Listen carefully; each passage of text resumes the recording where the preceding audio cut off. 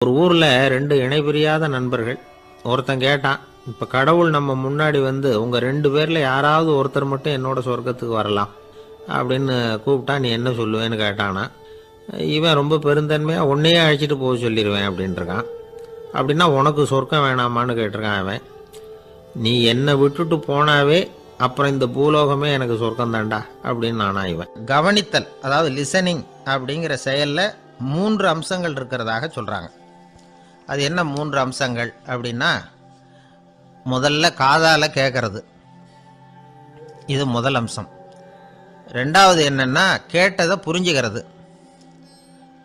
மூணாவது என்னன்னா என்ன புரிஞ்சுக்கிட்டோங்கிறத தெரிவிக்கிறது, ஃபீட்பேக் அப்படின்னு சொல்கிற மாதிரி. ஒரு ஆசிரியர் வகுப்பில் பாடம் நடத்திக்கிட்டு இருக்கிறார். வெறுமனே கேட்குற குழந்தை ஒரு காதால் வாங்கி இன்னொரு காதால் விட்டுடும். அதாவது கேட்குற குழந்தை அப்படி செய்யும். ஆனால் கவனிக்கிற குழந்தை கேட்டதை புரிஞ்சுக்கும். என்ன புரிஞ்சுக்கிட்டேன்னு கேட்டால் பதில் சொல்லும். இதுதான் கேட்கறதுக்கும் கவனிக்கிறதுக்கும் உள்ள வித்தியாசம். ஒரு புள்ளி விவர கணக்கு என்ன சொல்லுது தெரியுமா? ஒரு மனிதன் எழுதுறது மூலமாக 6% அறிவை பெருக்கிக்கிறானா. எழுதுறது மூலமாக. படிக்கிறது மூலமாக 19% அறிவை பெருக்கிக்கிறானா. பேசுறது மூலமாக 30% அறிவை பெருக்கி கொள்ளுகிறான் அப்படின்னு சொல்கிறாங்க. ஆனால் பாருங்கள், கவனிக்கிறது மூலமாக 45% அறிவை பெருக்கி கொள்ளுகிறான் அப்படிங்கிறது புள்ளி விவரம். அதனால் கற்றலின் கேட்டல் நன்று அப்படின்னு சொல்கிறாங்க இல்லையா, அது இதுதான். அதனால் கவனிக்கிறது மூலமாக அதிக அறிவை நாம் பெருக்கி கொள்ள முடியும். கேள்வி ஞானம்தான் ரொம்ப சிறந்தது அப்படிங்கிறார் வள்ளுவர். அதாவது கவனித்து கேட்கணும், அதுதான் முக்கியம். இப்போ மற்றவங்க சொல்கிறத நல்லா கவனிக்க முடியாதபடிக்கு நாமே சில தடைகளை ஏற்படுத்திக்கிறோம். அல்லது நம்ம அறியாமலே அப்படி ஒரு தடை உண்டாயிடுது. அந்த தடைகளை தாண்டணும் அல்லது தகர்த்து எறியணும் அப்படிங்கிறது பெரியவர்கள் சொல்லுகிற யோசனை. அது என்ன தடைகள் அப்படின்னா, நமக்கு தெரியாத இவர் என்ன சொல்லிட போகிறார் அப்படிங்கிற நினப்பு, இது ஒரு தடை. சொல்லி முடிக்கிறதுக்கு முன்னாடியே குறுக்க பேசுறது, மனசை அங்கேயும் இங்கேயும் அலையிறது, இதெல்லாம் தான் தடைகள். ஆசிரியர் பாடம் நடத்துகிறார் அப்படின்னா மாணவர்கள் அக்கறையாக கவனிக்கணும். அப்போ தான் பரீட்சையில் பாஸ் ஆக முடியும். வீட்டுக்குள்ள கணவன் சொல்கிறத மனைவி கவனித்து கேட்கணும். மனைவி சொல்கிறத கணவன் கவனித்து கேட்கணும், இல்லைன்னா குழப்பமாயிடும். ஒரு அம்மா கோயிலுக்கு போனாங்க. சேலையில் ஒரு முடிச்சு போட்டிருந்தாங்க. எதுக்கு சேலையில் முடிச்சு போட்டு வச்சுருக்குறீங்க அப்படின்னு கேட்டாங்க. எங்கள் வீட்டுக்காரர் ஒரு கடிதத்தை மறக்காமல் தபால் போட்டியில் போட்டுடணும்னு சொன்னார். ஞாபகத்துக்காக முடிச்சு போட்டு வச்சுருக்கிறேன் அப்படின்னாங்க. கடிதத்தை பெட்டியில் போட்டுட்டிங்களா அப்படின்னு கேட்டாங்க. அது எப்படிங்க முடியும், அவர் கடிதத்தை என்கிட்ட கொடுக்க மறந்துட்டாரே அப்படின்னாங்களாம். அதனால் மறக்கப்படாதுன்னு நினச்சிக்கிட்டே மறந்து விடுறது, இப்படி ஒரு வாழ்க்கை. அதனால் வாழ்க்கையில் நமக்கு இருக்கிறது செவிச்செல்வம் ரொம்ப முக்கியமானது. நிறைய கேட்கணும், சொல்கிறத விட கேட்கணும், கேட்கறத விட முக்கியம் கவனிக்கிறது. அப்படி கவனிக்கிறது மூலமாக நம்முடைய வாழ்க்கையில் வெற்றி பெறணும். அங்கே நபிகள் நாயகம் உட்கார்ந்துருக்கிறார். அந்த சமயம் அங்கே வர்றாங்க. அவங்க கையில் திராட்சை பழ கொத்து, அதை கொண்டுக்கிட்டு வந்து நபிகள் கிட்ட கொடுக்குறாங்க. சாப்பிடுங்க அப்படின்னு சொல்லி ரொம்ப அன்பாக வேண்டிக்கிறாங்க. நபிகள் நாயகமும் ரொம்ப பிரியமாக அதை வாங்கிக்கிட்டார். அதுக்கப்புறம் அதை சாப்பிட ஆரம்பித்தார். நபிகள் நாயகம் மதீனாவில் தங்கியிருந்தப்போ இது மாதிரி நிறைய பேர் பழங்களையும் தின்பண்டங்களையும் கொண்டுகிட்டு வந்து கொடுக்கறது வழக்கம். நபிகள் நாயகம் என்ன பண்ணுவார்னா, அதையெல்லாம் வாங்குவார். உடனே பக்கத்தில் இருக்கிற தோழர்கள் எல்லாருக்கும் பகிர்ந்து கொடுப்பார், தானும் சாப்பிடுவார். இதுதான் எப்போதும் வழக்கம். ஆனால் இந்த தடவை என்னாச்சு தெரியுமா, அவர் அப்படி பண்ணலை. ஒவ்வொரு பழமாக எடுத்து தானே சாப்பிட்டுக்கிட்டு இருக்கிறார். அவர் விருப்பமாக சாப்பிடுகிற காட்சியை ஆசை தீர பார்த்துக்கிட்டு இருந்தாங்க அந்த வயசான அம்மா, அந்த பழத்தை கொடுத்தவங்க. அவங்களுக்கு ரொம்ப மகிழ்ச்சியாக இருந்தது, மன நிறைவாக இருந்தது. நாம் ஆசையாக கொண்டுகிட்டு வந்து கொடுக்குற பழத்தை நபிகள் நாயகம் இவ்வளோ பிரியமாக சாப்பிட்றாரே அப்படின்னு நினச்சி ரொம்ப சந்தோஷப்பட்டாங்க. அதுக்கப்புறம் அங்கேருந்து அவங்க புறப்பட்டு போயிட்டாங்க. அந்த அம்மா போனதுக்கப்புறம் பக்கத்தில் இருந்த தோழர்கள் பேச ஆரம்பித்தாங்க. ஏன்னா அவங்களுக்கு சந்தேகம், இன்றைக்கி வித்தியாசமாக நடந்துக்கிட்டாரே அப்படின்னு. அண்ணலே, எது உங்களுக்கு வந்தாலும் எங்கள் எல்லாருக்கும் கொடுத்துட்டு தான் நீங்கள் சாப்பிடுவீங்க. இன்றைக்கி மட்டும் நீங்கள் அப்படி செய்யலையே, எல்லா பழத்தையும் நீங்களே சாப்பிட்டீங்களே, அதுக்கு என்ன காரணம் அப்படின்னு கேட்டாங்க. இப்படி கேட்கறதுனால நாயகம் அதை தப்பாக புரிஞ்சுக்க மாட்டார் அப்படிங்கிறது அவங்களுக்கு தெரியும். யாரும் எதையும் அவர்கிட்ட கேட்கலாம், அப்படி கேட்கறதுக்கு உரிமை உண்டு. இந்த ஜனநாயக முறைகளுக்கு அவர்கள் கொடுத்த மரியாதை இது. தோழர்களின் கேள்விக்கு நபிகள் பதில் சொல்ல ஆரம்பித்தார். நண்பர்களே, அந்த அம்மா ரொம்ப பிரியமாக அந்த பழங்களை என்கிட்ட கொண்டுகிட்டு வந்து கொடுத்தாங்க. முதல்ல ஒரு பழத்தை எடுத்து வாயில் போட்டு பார்த்தேன். அது ரொம்ப புளிப்பாக இருந்தது, சாப்பிட்றது ரொம்ப கஷ்டம். உங்ககிட்ட யாருக்காவது அதை கொடுத்துருந்தா அதில் வாயில் போட்டதும் புளிப்பு தாங்காமல் முகம் சுழிச்சிருப்பீங்க. அதை அந்த அம்மா பார்த்துட்டாங்கன்னா வருத்தப்பட்டிருப்பாங்க. ஆசையாக கொண்டுகிட்டு வந்து நமக்கு கொடுத்துருக்குறாங்க. அவங்க அன்பான மனசை நோகடிக்கிறதுக்கு நான் விருப்பப்படலை. அதனால் முகம் சுளிக்காமல் சாப்பிட்ணுமேங்கிறதுக்காகத்தான் அந்த பழங்கள் பூராவே நானே சாப்பிட்டுட்டேன் அப்படின்னு புன்முறுவலோட பதில் சொன்னாராம் நபிகள் நாயகம். இன்னொருத்தர் மனசு புண்படக்கூடாதுங்கிறதுக்காக புளிப்பையும் இனிப்பாக ஏற்றுக்கொள்ளுகிற பண்பாடு இருக்குது பாருங்கள், அது ஒரு பெரிய நாகரிகம். அது எல்லாருக்கும் சுலபமாக வந்துடாது. நல்லா இருக்கிற பழத்தையே என்ன இவ்வளவு மோசமாக இருக்கேன்னு சொல்லுகிறவர்கள் தான் நம்மக்கிட்ட அதிகம். இந்த காலத்தில் இல்வாழ்க்கையில் இந்த நாகரிகத்தை சில பேர் கடைபிடிக்கிறது உண்டு. நல்லா இருக்க இல்லையோ முகம் சுளிக்காமல் சாப்பிட்ருவாங்க. ஏன்னு கேட்டால், எதுக்காக சார் வீண் வம்பு, ஏதோ நமக்குன்னு கொடுத்து வச்சது அவ்வளவுதான் அப்படின்னு நினச்சிக்கிட்டு போக வேண்டியது தானே அப்படிம்பாங்க. இவங்கெல்லாம் கூட ஒரு விதத்தில் பண்பாடு தெரிஞ்சவர்கள் தான். இப்போ ஒரு ஆள் ஊரெலாம் சுற்றி விட்டு கடைசியில் அழுத்து போய் ஒரு ஹோட்டலுக்குள்ளே நுழைஞ்சானான். ரொம்ப களைப்பாக இருந்தது அவனுக்கு. அதனால் ரொம்ப களைப்படைஞ்சு போய் ஒரு நாற்காலியில் போய் உட்காந்துருக்கிறான். இவனை பார்த்ததும் சர்வர் ஓடி வந்தார். சார், உங்களுக்கு என்ன வேணும்னு கேட்டார். எனக்கு தேவை 2 தோசையும் கொஞ்சம் அன்பான வார்த்தைகளும் அப்படின்னா. சர்வர் உள்ளே போனார். 2 தோசையை கொண்டாந்து வச்சார். அன்பான வார்த்தை கேட்டனே அப்படின்னா இவன். சர்வர் ரொம்ப பணிவாக குனிஞ்சு இவன் காதோரமாக சொன்னார், ஐயா, இந்த தோசையை சாப்பிட்றாதீங்க, புளிச்சு போன பழைய மாவு அப்படின்னார். இது பாருங்க, அன்பான வார்த்தையும் 2 தோசையும் கேட்டார், கொண்டாந்து கொடுத்துட்டார். இப்படி இருக்கிறவர்களும் இன்றைய மனிதர்களில் அதிகம். அதனால் மனிதர்கள் ஒவ்வொருத்தரும் ஒவ்வொரு விதம். நம்மக்கிட்ட பிரியமாக நடந்துகிறவர்கள் மனம் கோணும்படி நாம் நடந்து கொள்ளக்கூடாது அப்படிங்கிறது தான் நபிகள் நாயகம் அவருடைய செயல் மூலமாக நமக்கு உணர்த்தி இருக்கிற வாழ்வியல் உண்மை.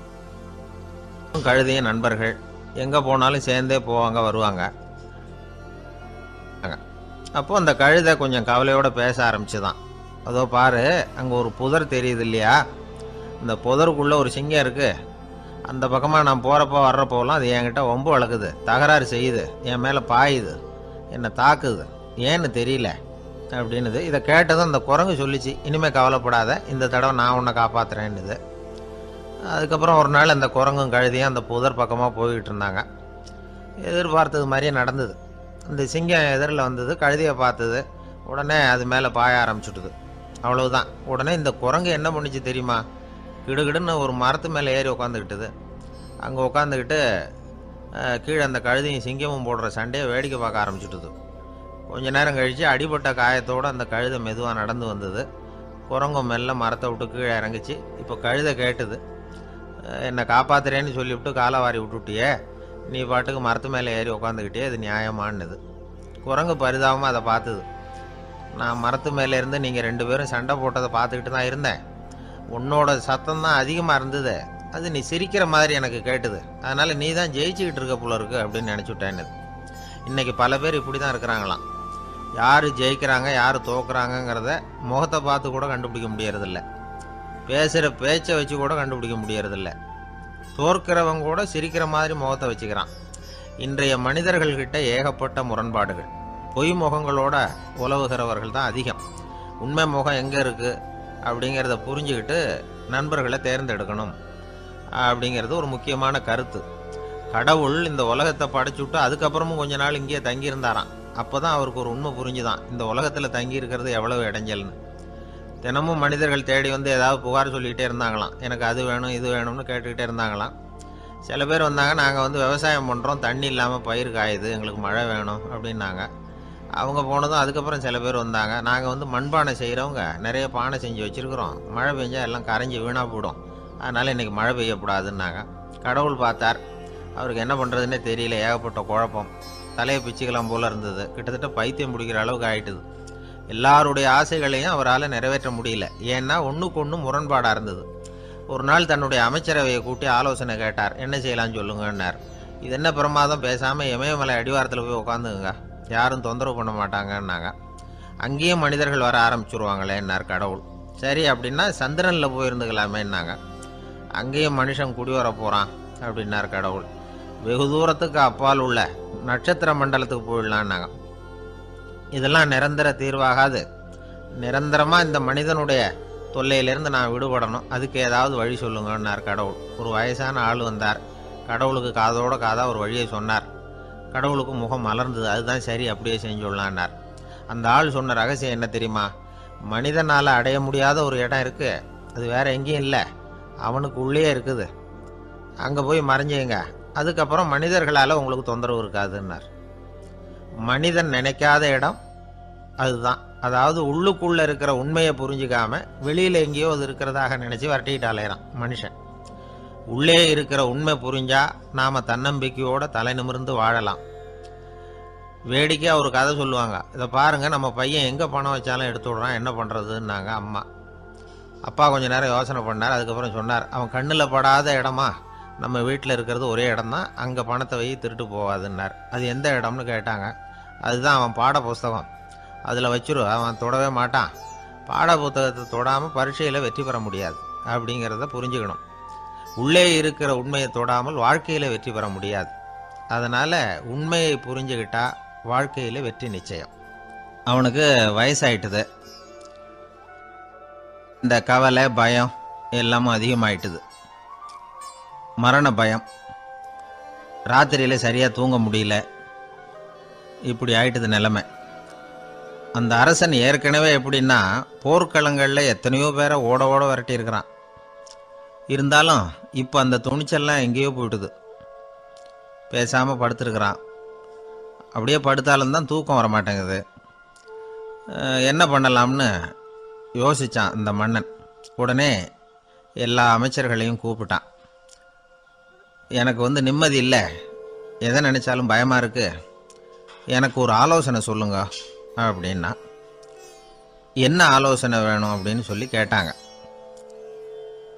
எனக்கு ஒரு நெருக்கடியான சந்தர்ப்பம் ஏற்பட்டு போச்சுன்னு வச்சுக்கோங்க, அந்த நேரத்தில் நீங்கள் யாருமே என் பக்கத்தில் இல்லை ஆலோசனை சொல்கிறதுக்கு அப்படின்னா, அந்த சமயத்தில் எனக்கு உபயோகப்படுற மாதிரி ஒரு வாசகம், பொன்மொழி ஏதாவது சொல்லுங்கள், அதை நான் என்னுடைய வைர மோதிரத்துக்கு அடியில் பதிச்சு வச்சுக்கிறேன் அப்படின்னார்.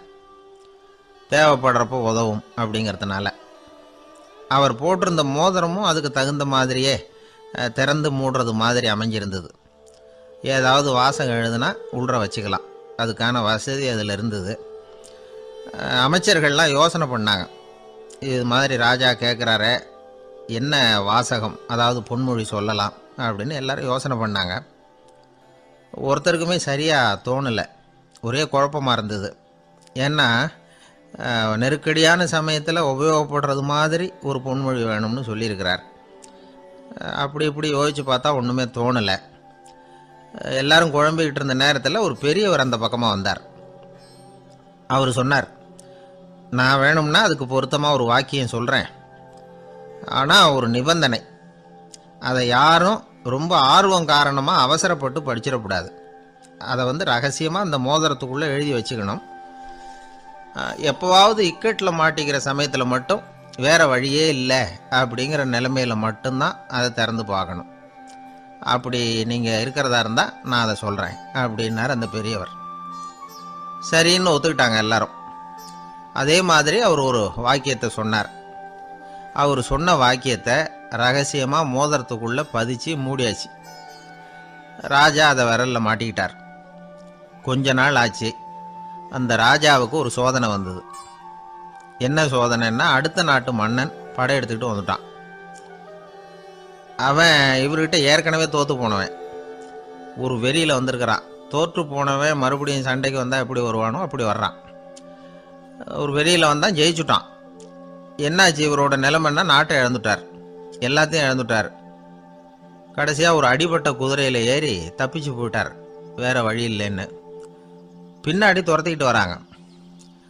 இவர் ஒரு மலை உச்சிக்கு போயிட்டார், அதுக்கும் அப்பால் போக முடியாது, ஏன்னா அந்த பக்கம் பயங்கர பள்ளம். உல்லாச பயணிகள் வந்து கண்டு கழிக்கிற இடம் அது. ஆனால் இவருக்கு அது சாவு பயணத்தின் வாசல், திரும்பவும் முடியாது. அவ்வளவு குறுகிய பாதை அது, வேற வழியே இல்லை. இந்த நேரம் சூரிய ஒளி மோதிரத்தில் பட்டு மின்னிச்சு. உடனே இவருக்கு ஞாபகம் வந்தது. மோதிரத்தை திறந்து படிக்கிறார். அதில் இருந்த வாசகம், இந்த நிலையும் மாறிவிடும், this too will pass away. அவருக்கு ஒரு தைரியம் வந்தது. பின்னாடி வந்தவங்களும் திசை மாதிரி வேற எங்கேயோ தேடி போயிட்டாங்க. அவங்க விரட்டிக்கிட்டு வரலன்னா இவ்வளவு அழகான ஒரு இடம் இருக்கிறதே எனக்கு தெரியாமல் போயிருக்குமேன்னு நினச்சார். இவ்வளவு அழகை ரசிக்கிறதுக்காக ஒரு நாட்டையே கூட இழக்கலாம்னு தோணுச்சு அவருக்கு. அமைதியாக அந்த அழகை ரசித்தார். எதிரிகள்லாம் எங்கேயோ போயிட்டாங்க. மன்னர் நாடு திரும்பினார். மறுபடியும் படைகளை திரட்டினார். கொஞ்ச நாளில் படை எடுத்துக்கிட்டு போனார். யாருக்கிட்ட தோற்று போனாரோ அவரையே வெற்றி கண்டு திரும்பி வர்றார். வரவேற்பு விழா பிரமாவப்படுது. ஆடல் பாடல் கோலாகலம். இதை பார்த்ததும் அந்த ராஜாவுக்கு தலைகால புரியல. நம்மளை இனிமேல் யாராலையும் ஜெயிக்க முடியாதுன்னு நினச்சார். அகம்பாவம் லேசாக எட்டி பார்த்தது. இப்போ மறுபடியும் சூரிய ஒளிப்பட்டு மோதிரம் மின்னிச்சு. அதை திறந்து மறுபடியும் படிக்கிறார். இந்த நிலைமையும் மாறிவிடும், this too will pass away. அவ்வளவுதான். அவர் மனசு அடங்க ஆரம்பிச்சுட்டுது, ஆணவம் போயிட்டுது. இதிலேருந்து நாம் தெரிஞ்சுக்க வேண்டியது என்னென்னா, எந்த சூழ்நிலையிலையும் நாம் கவலைப்பட வேண்டியதில்லை. ஏன்னா இங்கே எதுவுமே நிரந்தரம் இல்லை. அந்த ராஜா மாதிரியே நம்ம ஆள் ஒருத்தன் ஒரு மோதிரம் போட்டிருந்தான். அதுக்குள்ளே அவன் எழுதி வச்சுருந்த வாசகம், எதுக்கும் கவலைப்படாதே அப்படிங்கிறது தான். ஒரு நாள் பயங்கரமான கவலையோடு உட்காந்துருந்தான். பக்கத்தில் இருந்தவங்க சொன்னாங்க, இது மாதிரி சந்தர்ப்பத்தில் தான் நீ உன் மோதிரத்தை திறந்து பார்க்கணும்னாங்க. இவனுக்கு கவலையோடு எரிச்சலும் சேர்ந்துக்கிட்டது. அது எப்படி முடியும், இப்போ திருட்டு போனது என்னோட அந்த மோதிரம் தானே அப்படின்னு சொல்லிவிட்டு தலையில் கை வச்சுட்டு உட்காந்துட்டான். இப்படிலாம் சொல்கிறது உண்டு. இருந்தாலும் நாம் எந்த சூழ்நிலையிலையும் கவலைப்பட வேண்டியதில்லை அப்படிங்கிற உண்மையை புரிஞ்சுக்கணும். அப்படி கவலையை வெல்றதுக்கான வழி தெரிஞ்சுட்டதுன்னா வாழ்க்கையில் வெற்றி நிச்சயம். உங்கள் பையன் எப்படி சார் இருக்கான் அப்படின்னு விசாரித்தார் ஒருத்தர். அவன் என்ன சார், எதை சொன்னாலும் காதில் வாங்க மாட்டேங்கிறான், அவன் பாட்டுக்கு போகிறான் வர்றான் அப்படின்னு சொல்லி அழுத்துக்கிட்டார் அப்பா. பெரியவங்க சொல்கிறத சின்ன பிள்ளைங்க கேட்கறது இல்லைங்கிறது ஒரு குறை. பெரியவங்க சொல்கிறது சின்ன பிள்ளைங்க காதலையே விழறது இல்லைங்கிறது ஒரு குறை. இது கொஞ்சம் சீரியஸான விஷயம், கவனித்து பார்க்கணும். ஒரு குழந்தைக்கு காது சரியாக கேட்குதா இல்லையா அப்படிங்கிறத நாம தான் கவனித்து பார்த்து கண்டுபிடிக்கணும். அதுவாக நம்மக்கிட்ட தவழ்ந்து அப்பா எனக்கு காது கேட்கல, அழைச்சிட்டு போங்க டாக்டர்கிட்ட அப்படின்னுலாம் சொல்லிக்கிட்டு இருக்காது. அது சரி, ஒரு குழந்தைக்கு காது சரிவர கேட்குதா இல்லையா அப்படிங்கிறத முன்கூட்டியே நாம் தெரிஞ்சுக்கிறது எப்படி? அதுக்கு சில வழி இருக்குது. உங்கள் குழந்தைய கொஞ்சம் அப்படியே கவனித்து பாருங்கள். அடிக்கடி ஜலதோஷம், காதில் அரிப்பு ஏற்படுதா, மூக்கு விரிவாகவும், அப்புறம் டான்சில், அடினாய்டு, சத அழற்சி, இது மாதிரி ஏதாவது இருக்கா, வாயிலிருந்து எச்சில் ஒழுகுதா, குழந்தை வாயினால் சுவாசிக்குதா, பற்கள் முன்னாடி தள்ளி வளருதா, இதெல்லாம் அதுக்கு அறிகுறி. அப்புறம் இந்த VBDF TH இப்படி இந்த ஒலிகள் சேர்ந்த வார்த்தைகளை குழந்தை சரியாக புரிஞ்சுக்காது. இப்போ உதாரணத்துக்கு பட்டுன்னு சொல்லு குழந்தை அப்படின்னீங்கன்னா அது கட்டுன்னு சொல்லும். அதாவது பட்டு சவுண்டை அதால் புரிஞ்சிக்க முடியல. அப்புறம் உங்கள் குழந்தை உங்களை உறக்க பேச சொல்கிறானா, அடிக்கடி கேள்வி கேட்குறானா, சாப்பிட்றப்போ கவனம் இல்லாமல் இருக்கானா, படிப்பில் போதுமான முன்னேற்றம் இல்லையா, வகுப்பில் சரியாக கவனிக்கிறது இல்லையா, இப்படிலாம் இருந்தால் ஆரம்பத்திலேயே டாக்டர்கிட்ட அழைச்சிட்டு போய் சிகிச்சையை ஆரம்பிச்சுடலாம், குணப்படுத்தி விடலாம். குழந்தைக்கு காது சரியாக கேட்கலன்னா நீங்கள் செய்ய வேண்டியது என்ன தெரியுமா? அவனுக்கு காது கேட்கலேங்கிறதுக்காக அவன் முன்னாடி சத்தம் போட்டு பேசக்கூடாது. மெதுவாக சீராக பேசணும், அவனை பார்த்து பேசணும். உங்கள் உதட்டு அசைவுகள் அவனுக்கு உதவும், அதை பார்த்தே புரிஞ்சுக்குவான். நீங்கள் வாயில் வெத்தலை பாக்கு போட்டுக்கிட்டோ புகை பிடிச்சிக்கிட்டோ பேசக்கூடாது. அப்படி பேசினா அவனால் அந்த உச்சரிப்பை சரியாக புரிஞ்சிக்க முடியாது. ஒரு வார்த்தையை சொல்கிறீங்க, அவனுக்கு புரியல அப்படின்னா அதே வார்த்தையை மறுபடியும் சொல்லணும். அவனுக்கு நீங்கள் முதல்ல சொன்ன வார்த்தை புரியலேன்னு நினச்சிக்கிட்டு மறுபடியும் திருப்பி சொல்கிறப்போ அதே அர்த்தம் வரக்கூடிய வேற வார்த்தையை சொல்லக்கூடாது. இப்படிலாம் நடந்துக்கிட்டா அவனுக்கு மன திடத்தை ஏற்படுத்த முடியும். இல்லைன்னா அவனுக்கு தாழ்வு மனப்பான்மை வந்துடும். குழந்தைக்கு காது கோளாறுன்னா ஆரம்பத்திலேயே டாக்டர்கிட்ட அழைச்சிட்டு போனால் போதும், குணப்படுத்தி விடலாம்.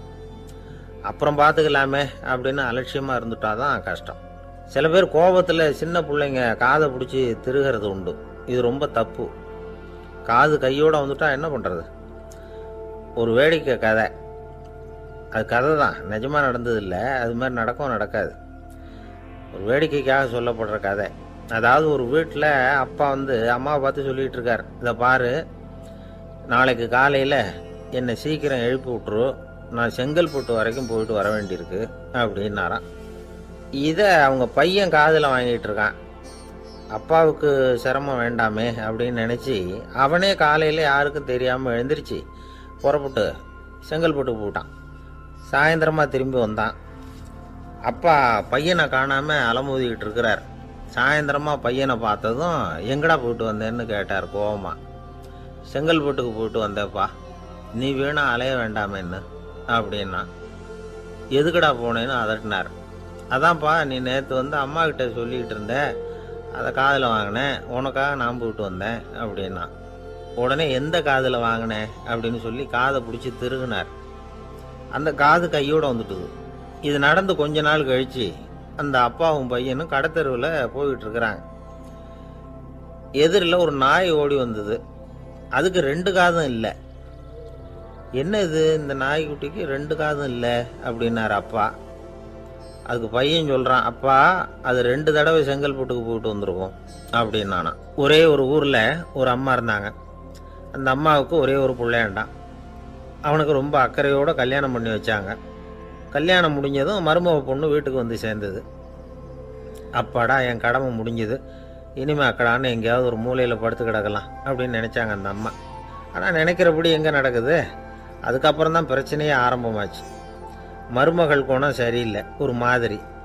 அந்த பொண்ணு வீட்டுக்கு வந்ததுமே முதல் வேலையாக மாமியாரை பார்த்து, அதுதான் நான் வந்துட்டேன்ல, இனிமேல் உங்களுக்கு என்ன வேலைங்க, புறப்பட வேண்டியது தானே, காசி ராமேஸ்வரம்னு எங்கேயாவது போங்க அப்படின்ட்டு தான். மாமியாரை பார்த்தாங்க, கொஞ்சம் யோசனை பண்ணாங்க. இதை பாருமா, நீ இப்படி சொல்கிறதுக்கு முன்னாடியே வீட்டை விட்டு புறப்படணுங்கிற முடிவுக்கு நான் வந்துட்டேன். வீட்டை மட்டும் இல்லை, இந்த உலகத்தை விட்டே கூட போகிறதுக்கு தயாராக இருக்கிறேன். ஆனால் ஒரே ஒரு விஷயத்துக்காக என் உயிரை கையில் பிடிச்சிக்கிட்டு இருக்கிறேன் அப்படின்னாங்களாம். என்ன விஷயம்னு கேட்டது இந்த மருமக பொண்ணு. வேற ஒன்றும் இல்லை, என் பிள்ளைக்கு கல்யாணம் பண்ணி வச்சுட்டேன். ஒரு பேர பிள்ளை பிறந்து அதை என் கண்ணால் பார்த்துட்டேன்னா நான் எங்கே வேணும்னாலும் போகிறதுக்கு தயாராக இருக்கிறேன் அப்படின்னாங்களாம் அந்த மாமியார். மாமியார் இப்படி சொல்கிறதுலேயும் நியாயம் இருக்கிறதாக பட்டுது அந்த பொண்ணுக்கு. சரி, அப்படியே இருந்து பார்த்துட்டு போகலாம் அப்படின்னு அனுமதி கொடுத்தது. கொஞ்ச காலத்தில் ஒரு பேரன் பிறந்தான். அந்த அம்மாவும் பேரனை கண்ணால் பார்த்துட்டாங்க. சரி, பேரனை பார்த்தாச்சுல்ல, இனிமேல் புறப்பட வேண்டியது தானே அப்படின்னது மருமக பொண்ணு. மாமியார் பார்த்தாங்க, நீ சொல்கிறது சரிதாம்மா, அதில் ஒன்றும் தப்பு இல்லை. என்னோட பேரன் உங்களை அம்மா அப்பான்னு கூப்பிடுறத என் காது குளிர கேட்டுட்டு போயிடுறேனே அப்படின்னாங்களாம். சரி, அந்த ஆசையை நிறைவேறட்டும் அப்படின்னு காத்துக்கிட்டு இருந்தாங்க. பேரன் வளர்ந்தான், நடந்தான், பள்ளிக்கூடம் போனால் பெரியவனானா. மருமக பொண்ணு மறுபடியும் மாமியாரை விரட்ட ஆரம்பிச்சுட்டுது, இன்னும் புறப்புள்ளையான்னு. இதை பாருமா, இது வரைக்கும் இருந்துட்டேன். பேரனோட கல்யாணத்தையும் கண்ணால் பார்த்தா தான் இந்த கட்டை வேகும் போல் இருக்குது அப்படின்னு சொல்லி ஒரு மாதிரியாக பேச ஆரம்பித்தாங்க. இதுவும் நியாயமான ஆசையாக தான் படுது அப்படின்னு அது யோசிச்சிருக்கு அந்த பொண்ணு. சரின்னு அதுக்கும் ஒத்துக்கிட்டது. உடனே பேரனுடைய கல்யாணமும் முடிஞ்சது ஒரு வழியாக. இனிமே ஒரு நொடி கூட இங்கே இருக்கக்கூடாது, புறப்படுங்க அப்படின்னு மாமியாரை விரட்டிச்சான் அந்த பொண்ணு. இப்போ அந்த மாமியார் தன்னோட மருமகளை பார்த்து சொல்கிறாங்க, இதோ கிளம்பிட்டேம்மா, என் மூட்டை முடிச்செல்லாம் கட்டிக்கிட்டேன், புறப்பட்டுவிட்டேன். அப்படியே நீயும் உன் துணிமணிகளை மூட்டை கட்டிக்கிட்டு கிளம்பிடும், என்னோட சேர்ந்து 2 பேருமா சேர்ந்து போயிடலாம் அப்படின்னாங்களாம். அந்த பொண்ணு முழிக்குது. முழிக்காதே, உனக்கும் ஒரு மருமக வந்துட்டா, இனிமேல் நீயும் ஒரு மாமியார் தானே, உனக்கும் இனிமேல் இங்கே வேலை இல்லை, புறப்படு அப்படின்னாங்களாம். அப்போ தான் அந்த பொண்ணு சிந்திக்க ஆரம்பிச்சுதான், தன்னோட தவறு புரிஞ்சுதான். இந்த தகவலை கேட்டுக்கிட்டு இருக்கிற மருமகள்லாம் இதை பற்றி கொஞ்சம் யோசித்து பார்க்கணுங்கிறதுக்காகத்தான் இதை சொல்கிறோம் மாமியார்கள் சார்பாக. கொஞ்ச நாளைக்கு முன்னாடி ஒரு பொண்ணை பார்த்து பேசுகிற சந்தர்ப்பம் கிடைச்சிது ஒரு கல்யாண வீட்டில். அந்த பொண்ணு சொல்லிச்சு, சார் எனக்கு கல்யாணம் ஆகி 15 வருஷம் ஆகுது, நான் மாமியார்கிட்ட சண்டை போட்டதே இல்லை அப்படின்னு ரொம்ப அடக்கமாக சொல்லிச்சு. அது எப்படிம்மா சாத்தியமாச்சுன்னு கேட்டோம். எனக்கு கல்யாணம் ஆகி 15 வருஷம்தான் ஆச்சு, ஆனால் என் மாமியார் செத்து போய் 20 வருஷத்துக்கு மேலே ஆயிட்டுது அப்படின்னுது. லோகமானிய பாலகங்காதர திலகர் இருந்தார்ல, அவருக்கு 15 வயசுலேயே கல்யாணம் நடந்துதான். மனைவி பேர் தபிபாய். ரொம்ப பெரிய குடும்பத்து பொண்ணு, நல்ல குணம். அவங்க குடும்பம் நடத்திக்கிட்டு இருக்கிறாங்க. அந்த காலத்தில் திருடர்கள் பயம் அதிகம். இந்த காலத்தில் மட்டும் என்னன்னு கேட்குறீங்களா? நீங்கள் கேட்குறது நியாயம்தான். இருந்தாலும் இந்த காலத்து திருடனுக்கும் அந்த காலத்து திருடனுக்கும் ஒரு முக்கியமான வித்தியாசம் உண்டு. அதாவது அந்த காலத்து திருடன்லாம் நியாயம் அநியாயம் பார்க்கறது உண்டு, இந்த காலத்தில் அப்படி பார்க்கறது இல்லை. அந்த காலத்தில் திருட வர்றவங்கள்ட்ட கூட ஒரு தார்மீக உணர்வு உண்டாம். அதாவது அப்போ உள்ள கொள்ளைக்காரங்க எதை களவாடினாலும் சரி, அரிசியை மட்டும் களவாடுறது இல்லையா, அப்படி ஒரு கொள்கை. அதனால் பாருங்கள், அந்த காலத்து பெண்கள் நகை நட்டுகளை பத்திரமா வைக்கணும்னா பெட்டியில் வைக்கிறது இல்லை, அரிசி பானையில் போட்டு வச்சு விடுறது. இப்போல்லாம் பேங்க்கில் சேஃப்டி லாக்கர்னு இருக்குல்ல, அது மாதிரி அந்த காலத்தில் சேஃப்டி லாக்கருங்கிறது அரிசி பானை. வளையல், மூக்குத்தி, தோடு இப்படி எதுவாக இருந்தாலும் அதில் போட்டு பத்திரமா வச்சுருவாங்க. திருடன் அரிசி பானை பக்கம் போகிறதில்ல. ஏன்னா சாப்பிட்ற விஷயத்தில் கை வைக்கக்கூடாது, அது பாவம் அப்படின்னு அவன் நினைக்கிறான். திலகரோட மனைவி தபீபாயும் அதே மாதிரி தன்னுடைய ஆபரணங்களை ஒரு அரிசி பானைக்குள்ளே போட்டு மூடி வச்சுருந்தாங்களாம். இப்படி இருந்தப்போ ஒரு நாள் ஒரு பிச்சைக்கார பொண்ணு வீடு வீடாக பிச்சை கேட்டுக்கிட்டே வந்திருக்குது. திலகர் வீட்டுக்கும் தர்மம் போடுங்க தாயே அப்படின்னு தான் அந்த பொண்ணு. அந்த அம்மா தபீபாய் காதில் இது விழுந்திருக்கு. உடனே கை நிறைய அரிசி அள்ளிக்கிட்டு போட்டிருக்கு. பாத்திரத்தில் அரிசியை போட்டதுக்கு அப்புறம் தான் தெரியுது, பளிச்சுன்னு கண்ணில் படுது. அதாவது அந்த அம்மாவோட வைர மூக்குத்தி ஒன்று அரிசியோடு சேர்ந்து அந்த பிச்சைக்கார பொண்ணு பாத்திரத்தில் போய் விழுந்துட்டுது. இந்த அம்மாவுக்கு மனசுக்குள்ளே குழப்பம், என்ன இப்படி ஆகிட்டுதே, மூக்குத்தி போயிட்டுதே, பிச்சை பாத்திரத்துலேருந்து அதை எப்படி எடுக்கிறது அப்படின்னு தயக்கம். வாயை திறந்து அதை கேட்கறதுக்கும் கூச்சம். திண்ணையில் உட்காந்துருந்த திலகர் இவ்வளவையும் பார்த்துக்கிட்டு இருக்கிறார்.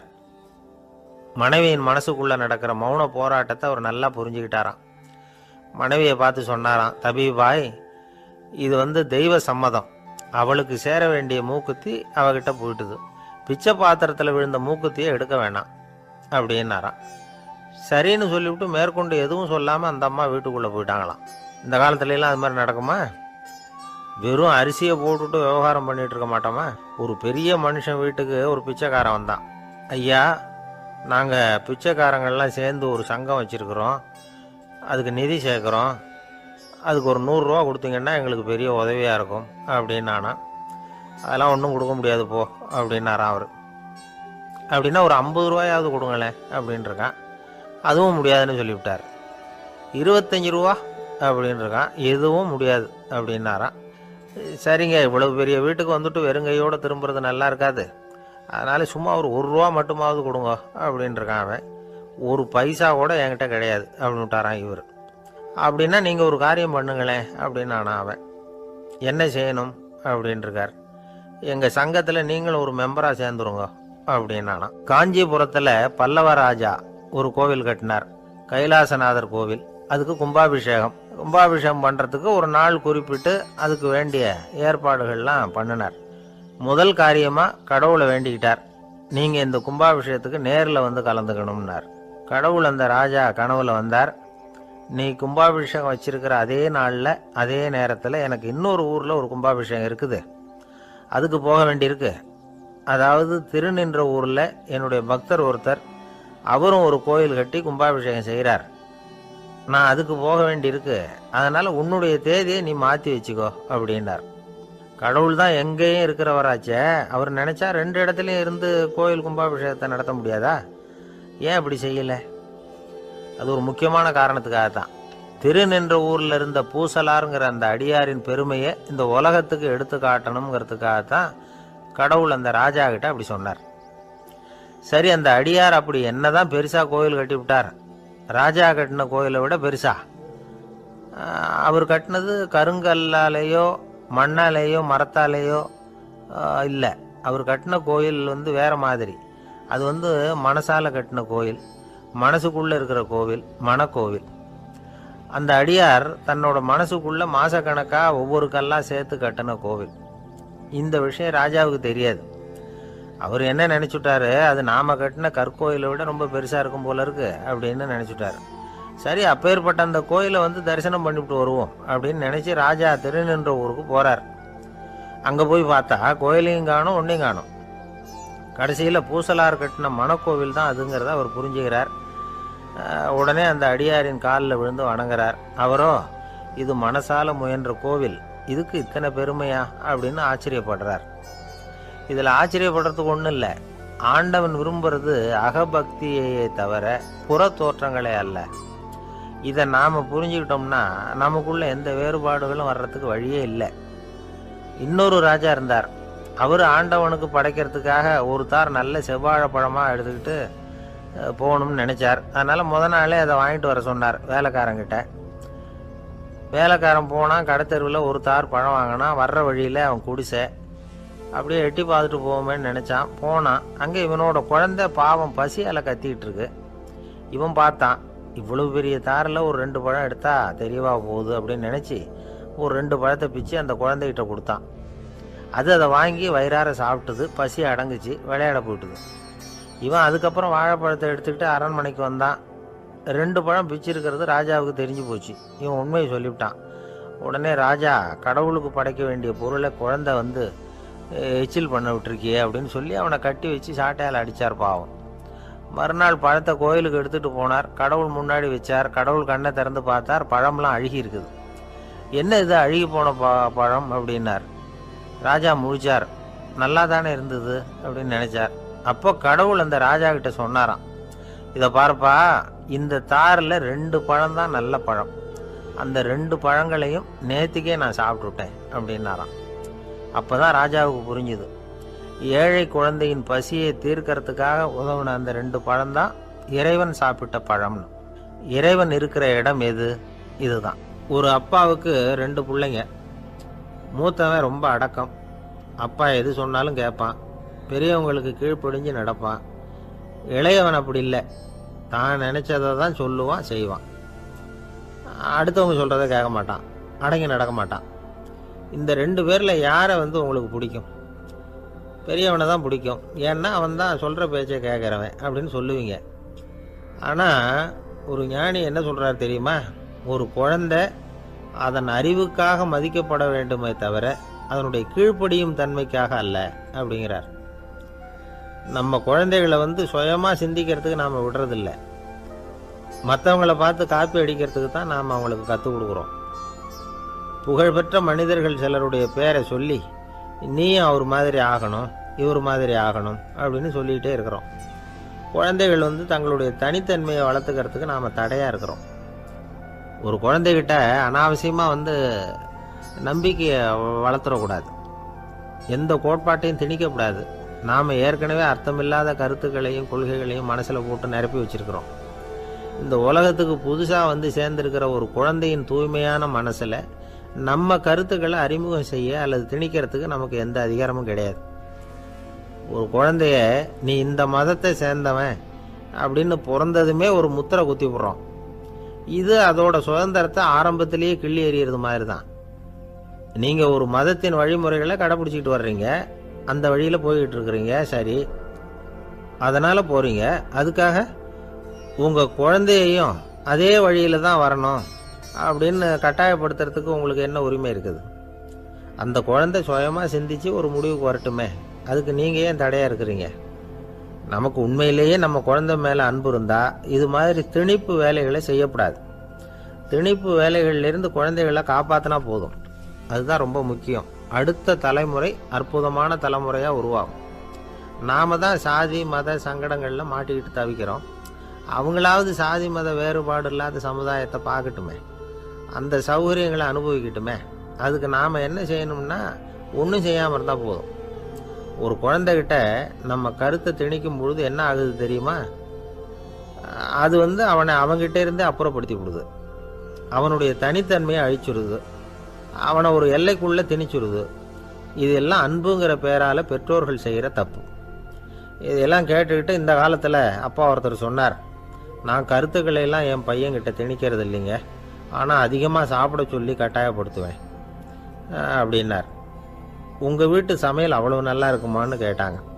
நல்லா இருந்தால் நான் ஏன் அவனை சாப்பிட சொல்லி கட்டாயப்படுத்த போகிறேன் அப்படின்னார். ஒரு ஊரில் ஒரு மன்னன் இருந்தான், கொடுங்கோல் மன்னன். நிறைய தொந்தரவு பண்ணிக்கிட்டு இருந்தான். அவன் ஒரு தடவை என்ன பண்ணான் தெரியுமா? ஒரு தப்பும் பண்ணாத ஒரு இளைஞனை பிடிச்சி ஜெயிலில் அடைச்சுட்டான்.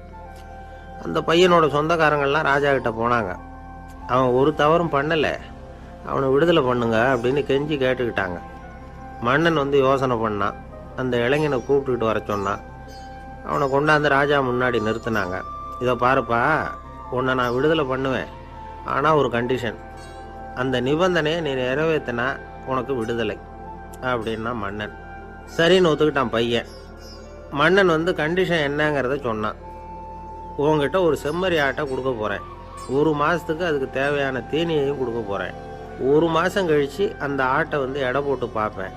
அந்த ஆட்டின் எடை கொஞ்சம் கூட கூடி இருக்கக்கூடாது. எடை கூடி இருந்தால் உனக்கு விடுதலை கிடையாது. என்ன சொல்கிற அப்படின்னா. பையனுக்கு ஒன்றும் புரியல, பயமாக போயிட்டுது. குழம்பிக்கிட்டே நின்றுக்கிட்டு இருக்கிறான். சரி, 1 நாள் டைம் தரேன், நல்லா யோசனை பண்ணி பார்த்துட்டு நாளைக்கு உன் முடிவை சொல்லு அப்படின்னா மன்னன். பையன் கவலையோடு வெளியில் வந்தான். அங்கே ஒரு பெரியவர் நின்றுக்கிட்டு இருந்தார். அவர்கிட்ட விஷயத்தை சொன்னான். அந்த பெரியவர் இந்த பையனுக்கு காதோட காதாக ஒரு வழியை சொல்லி கொடுத்தார்.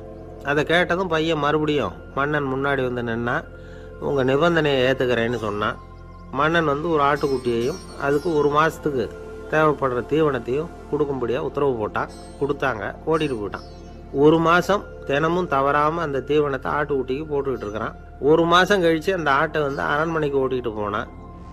மன்னன் அதை எடை போட்டு பார்க்குறான். எடை கூடவே இல்லை, அப்படியே தான் இருக்குது. உடனே போட்ட நிபந்தனைப்படி அந்த இளைஞனை வந்து விடுதலை பண்ணிவிட்டான். சரி, ஆட்டுக்கு எடை கூடாமல் இருக்கிறதுக்கு அந்த பெரியவர் சொல்லி கொடுத்த யோசனை என்ன அப்படின்னா, அது வேற ஒன்றும் இல்லை. அந்த ஆட்டுக்கு எதிரில் அது கண்ணில் படுற மாதிரி ஒரு ஓநாயை கட்டி போட சொன்னார். அவ்வளவுதான். ஆட்டுக்கு ஓநாய்ங்கிறது பிறவி பகை. ஓநாயை பார்த்தா ஆடு நடுங்க ஆரம்பிச்சிரும், அவ்வளவு பயம். தினமும் அந்த ஆடு பயந்துக்கிட்டே தீனி சாப்பிட்டுது, எடை கூடல. அதுதான் ரகசியம். இது வந்து சின்ன பிள்ளைங்களுக்கான ஒரு கதை. இதிலேருந்து தெரிஞ்சுக்க வேண்டிய உண்மை என்னன்னா, நாமெல்லாம் சாப்பிட்றப்ப மனசும் உடம்பும் அமைதியாக இருக்கணும். அப்போ தான் அது உடம்புல விட்டும். அவசரத்துலையும் பயத்துலையும் சாப்பிட்டா அது சரியா ஜீரணமாகாது. இன்னொரு ராஜா இருந்தார். அவரும் ஒரு இளைஞனை ஜெயிலில் அடைச்சி விட்டார். விடுதலை பண்ணணும்னா ஒரு கண்டிஷன்னார். என்னன்னு கேட்டான். ஒரு ஆட்டுக்குட்டியை அவன் முன்னாடி கொண்டாந்து நிறுத்துவேன், நீ அதுக்கிட்ட ஒரு கேள்வி கேட்கணும், அதுக்கு சரியான பதிலை சொல்லணும். அப்படி செஞ்சுட்டா உனக்கு விடுதலைன்னார்.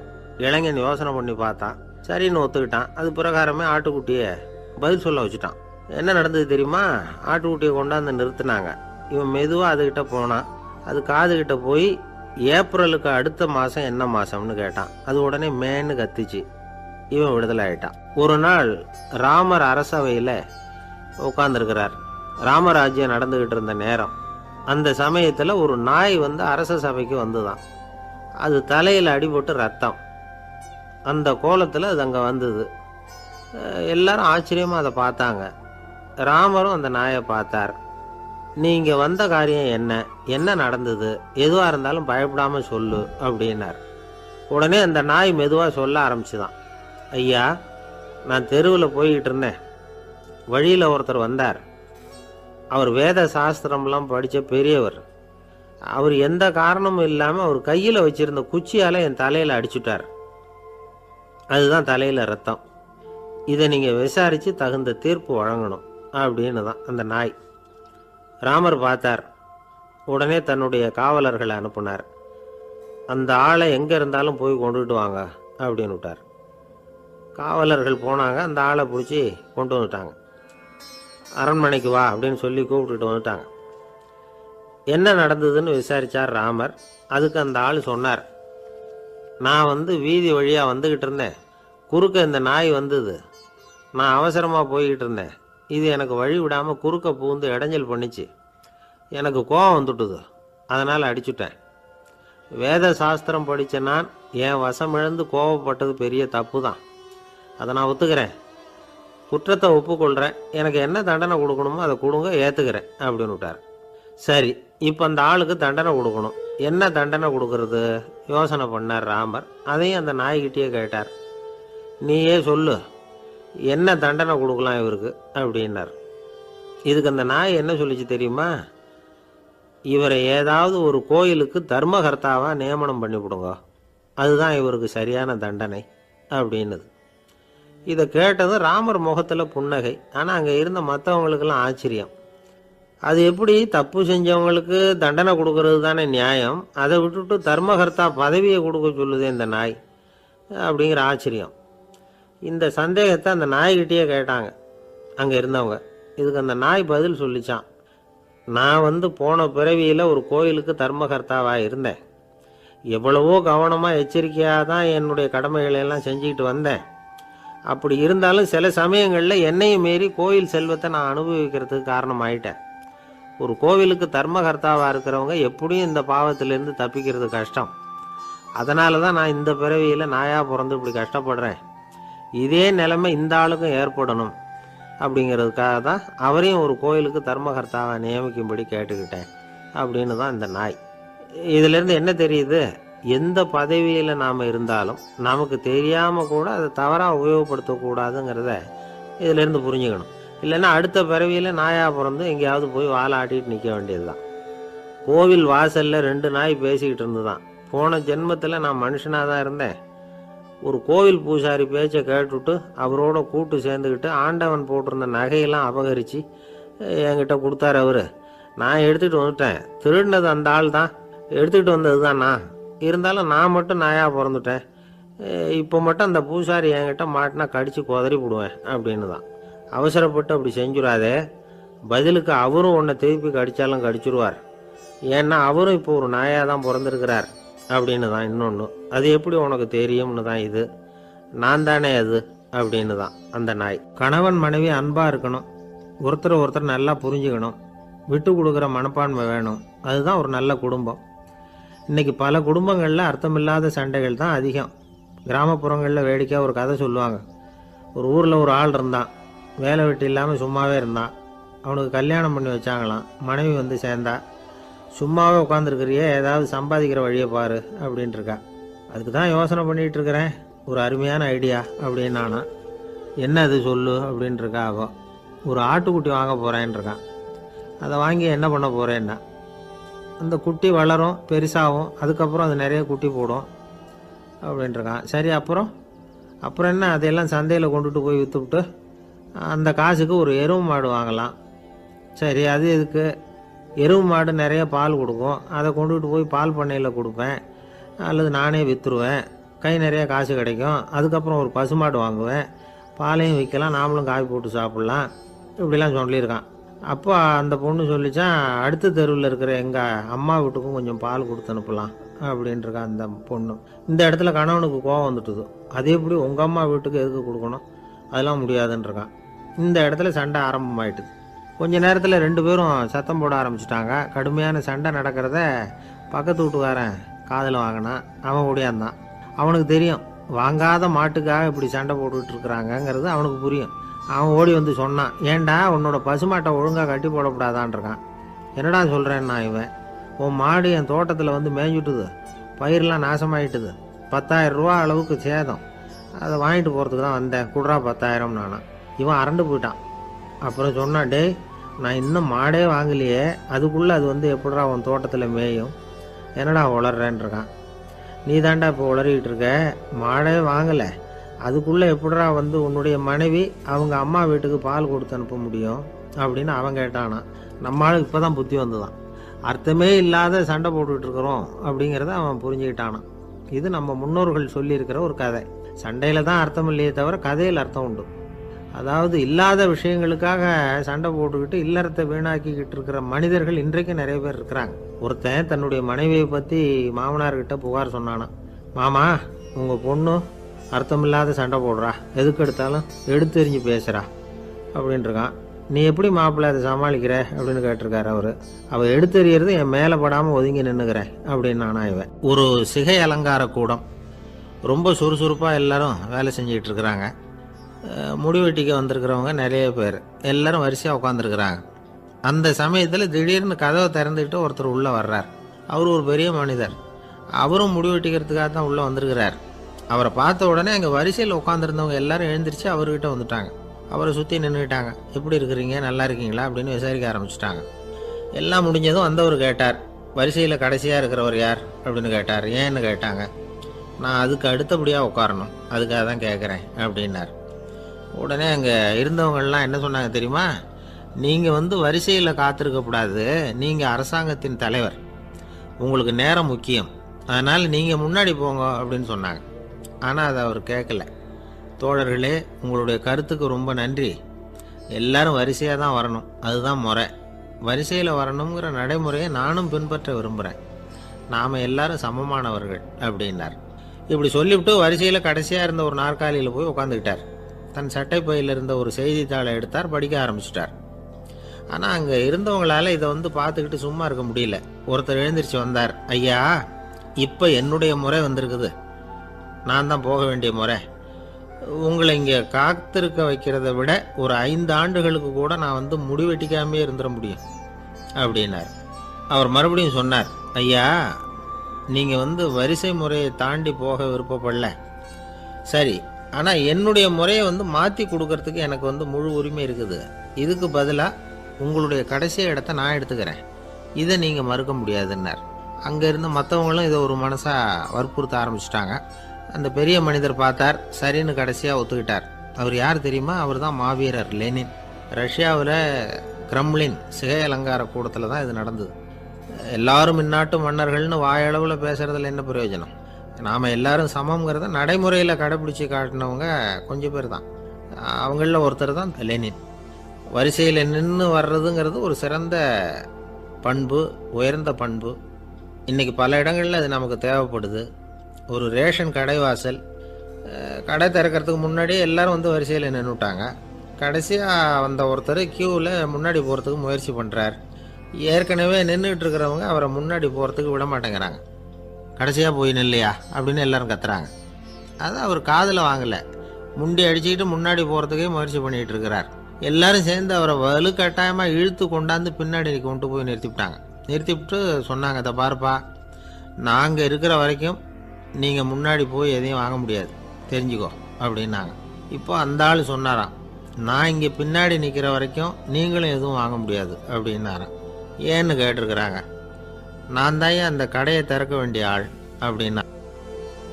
ஒரு சராசரி மனிதனுடைய இயல்பு என்ன? இன்பம் வந்தால் துள்ளி குதிப்பான், துன்பம் வந்தால் சோர்ந்து போய் ஒரு மூலையில் உட்காந்துருவான்.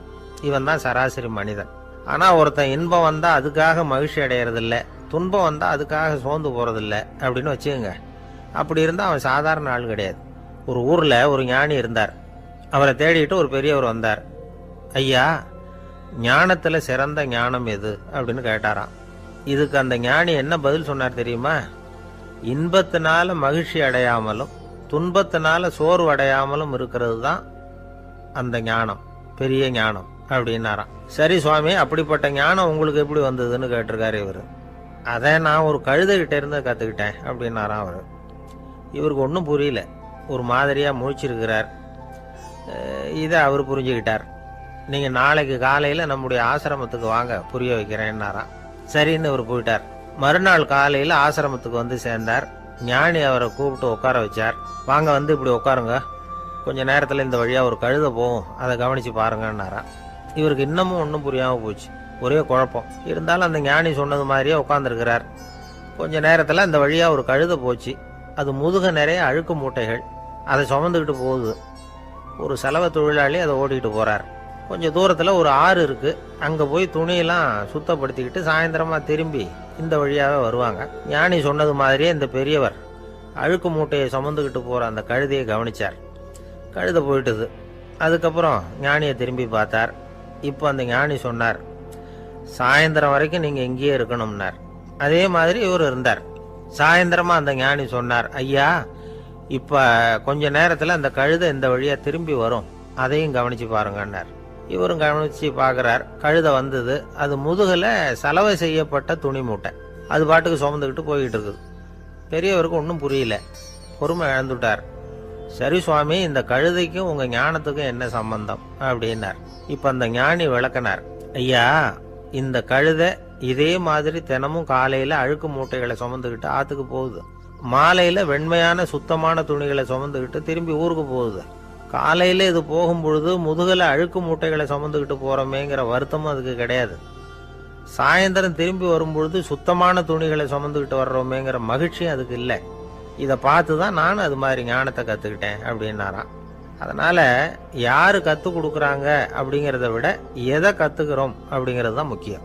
ஒரு சினிமா பார்க்குறோம், ஒரு அருவி கொட்டுறது மாதிரி காட்சி வருது, தண்ணீர் வழியுது. படம் முடிஞ்சதும் பார்த்தீங்கன்னா அந்த திரை என்ன நனைஞ்சு போயா இருக்கும். ஒரு தீப்பிடிச்சு எரியிற காட்சியை சினிமாவில் பார்க்குறீங்க, காட்சி முடிஞ்சதும் அந்த வெண் திரையே கருகி போயா இருக்கும்.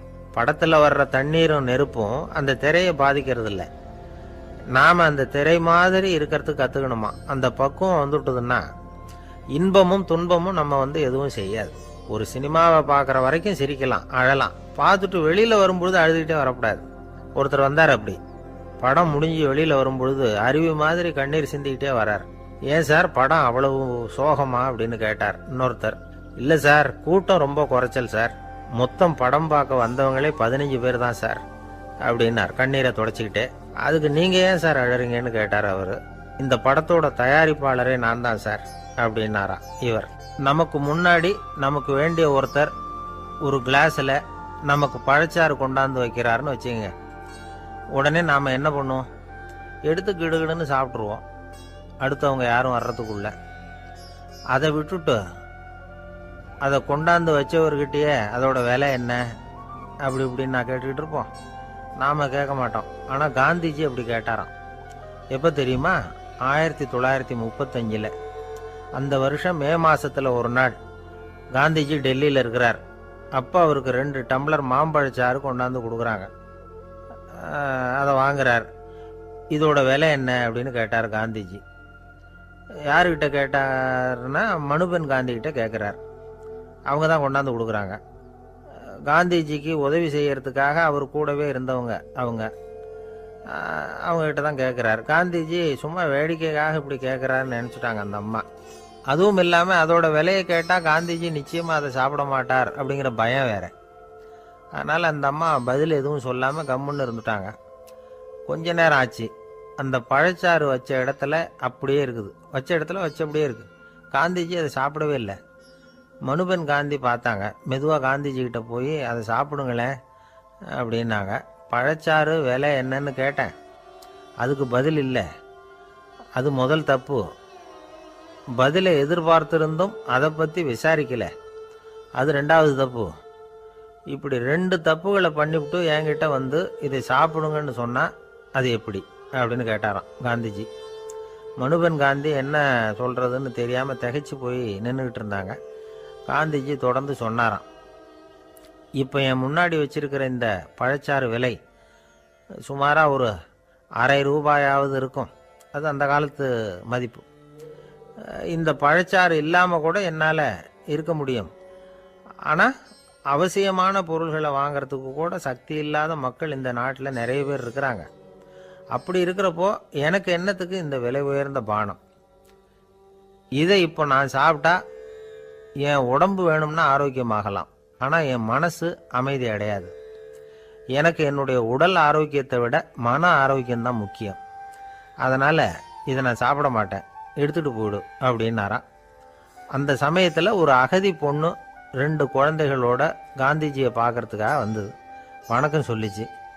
காந்திஜி உடனே தனக்கு முன்னாடி இருந்த பழச்சாற்றை எடுத்து அந்த பொண்ணுக்கிட்டையும் குழந்தைகள்கிட்டையும் கொடுத்து சாப்பிட சொன்னார். அவங்க அதை வாங்கி ரொம்ப சந்தோஷத்தோடு சாப்பிட்டாங்களாம். அதை பார்த்த காந்திஜி முகத்தில் ஒரு புன்னகை, ஒரு பரவசம், ஒரு திருப்தி. அவர் மனசு நிறைஞ்சி இருந்தது. அப்போ அவர் சொன்னாராம், ஆண்டவன் எனக்கு எப்பவும் சரியான சமயத்தில் கை கொடுப்பாருங்கிறது அதுக்கு இதுதான் அத்தாட்சி. நான் ஒரு இக்கட்டான சூழ்நிலையில் இருக்கிறப்ப கூட கடவுளின் கருணையால் அந்த சூழ்நிலை என்னை பாதிக்கலை.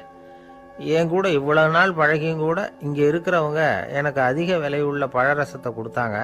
ஆனால் சரியான நேரத்தில் அதை சாப்பிட வேண்டியவங்களை என்கிட்ட அனுப்பி வச்சு என்னை சந்தோஷப்படுத்தினார் கடவுள், அவருக்கு நன்றி அப்படின்னாராம் மகாத்மா காந்தி. உடல் ஆரோக்கியத்தை விட மன ஆரோக்கியம்தான் எனக்கு முக்கியம்னு சொன்னார் பாருங்க. அதை நாம் எல்லாரும் மனப்பூர்வமாக இன்றைக்கி சிந்திச்சு பார்க்கணும். இந்த காலத்தில் எல்லாரும் அப்படியா நினைக்கிறாங்க? எனக்கு தெரிஞ்ச ஒருத்தர் இருந்தார். தினமும் காலையில் ஒரு காபி சாப்பிட உட்கார்ற நேரத்தில் பக்கத்து வீட்டுக்காரர் வந்து சேருவார் கரெக்டாக. உடனே அவரும் தனக்குன்னு வந்திருக்கிற காப்பியை எடுத்து மனப்பூர்வமாக பக்கத்து வீட்டுக்காரர்கிட்ட கொடுத்துருவார். அதுக்கப்புறம் அவருக்காக வேற காப்பி போட்டு கொண்டாந்து கொடுத்தாலும் வேண்டான்னு சொல்லிடுவார். ஆண்டவனாக பார்த்து சரியான நேரத்தில் அவரை எங்கள் வீட்டுக்கு தினமும் அனுப்பி வைக்கிறார் அப்படிம்பார். ஏன் அப்படி சொல்கிறீங்க அப்படின்னு கேட்டோம் ஒரு நாள். அதுக்கு அவர் சொல்கிறார், எனக்கு என்னோட உடல் ஆரோக்கியம்தான் முக்கியம். இதை கடவுள் புரிஞ்சுக்கிட்டு எங்கள் வீட்டு காப்பியை சாப்பிட்றதுக்கு தினமும் அடுத்த வீட்டுக்காரனை அனுப்பி வைக்கிறார் அப்படின்னார் அவர். ஒரு நீதிமன்றம் அங்கே ஒரு கொலை வழக்கு சம்பந்தமாக விசாரணை நடந்துக்கிட்டு இருக்குது. அந்த வழக்கறிஞர் ரொம்ப தீவிரமாக வாதாடிக்கிட்டு இருக்கிறார். தன்னுடைய கட்சிக்காரர் நிரபராதிங்கிறது அவருக்கு நல்லா தெரியும். அதனால தான் அவர் சார்பாக வாதாடுறதுக்கே ஒத்துக்கிட்டார். அப்படி அவர் மும்முரமாக வாதாடிக்கிட்டு இருக்கிற சமயத்தில் அவசரமாக தந்தி ஒன்று வந்து சேர்ந்தது. அதை வாங்கி படித்து பார்த்தார். அதுக்கப்புறம் அதை மடித்து தன்னுடைய கோட்டு பையில் வச்சுக்கிட்டு தொடர்ந்து வாதாட ஆரம்பிச்சிட்டார். பேசி முடித்தார். அதுக்கப்புறம் அங்கே கோர்ட்டில் இருந்த சக வக்கீல்கள் அவர்கிட்ட வந்தாங்க. தந்தி ஒன்று வந்ததே, என்ன விஷயம் அப்படின்னு விசாரிச்சாங்களாம். அப்போ அவர் சொல்லியிருக்கிறார், ஊரில் சிகிச்சைக்காக போயிருந்த என்னுடைய மனைவி இறந்து போனதாக தந்தி வந்திருக்குது அப்படின்னாராம். மற்ற வக்கீல்களுக்கு அதிர்ச்சி. என்னங்க இது, மனைவி இறந்ததை விட கேஸு முக்கியமாக உங்களுக்கு அப்படின்னு கேட்டிருக்கிறாங்க. இறந்து போன என் மனைவி மறுபடியும் திரும்பி வர போகிறதில்ல. ஆனால் என்னுடைய கட்சிக்காரர் ஒரு கொலை வழக்கில் மாட்டிக்கிட்டார். அவரும் நிரபராதி. அவர் உசுரை நான் காப்பாற்ற வேணாமா? இதுதான் என்னுடைய கடமை அப்படின்னாராம். இப்படி இவர் சொன்னதும் எல்லாரும் அப்படியே திகைச்சு போய் நின்றுட்டாங்களாம். சரி, கடமைக்கு முக்கியத்துவம் கொடுத்த அந்த வழக்கறிஞர் யார் தெரியுமா? அவர் தான் இரும்பு மனிதர் சர்தார் வல்லபாய் பட்டேல்.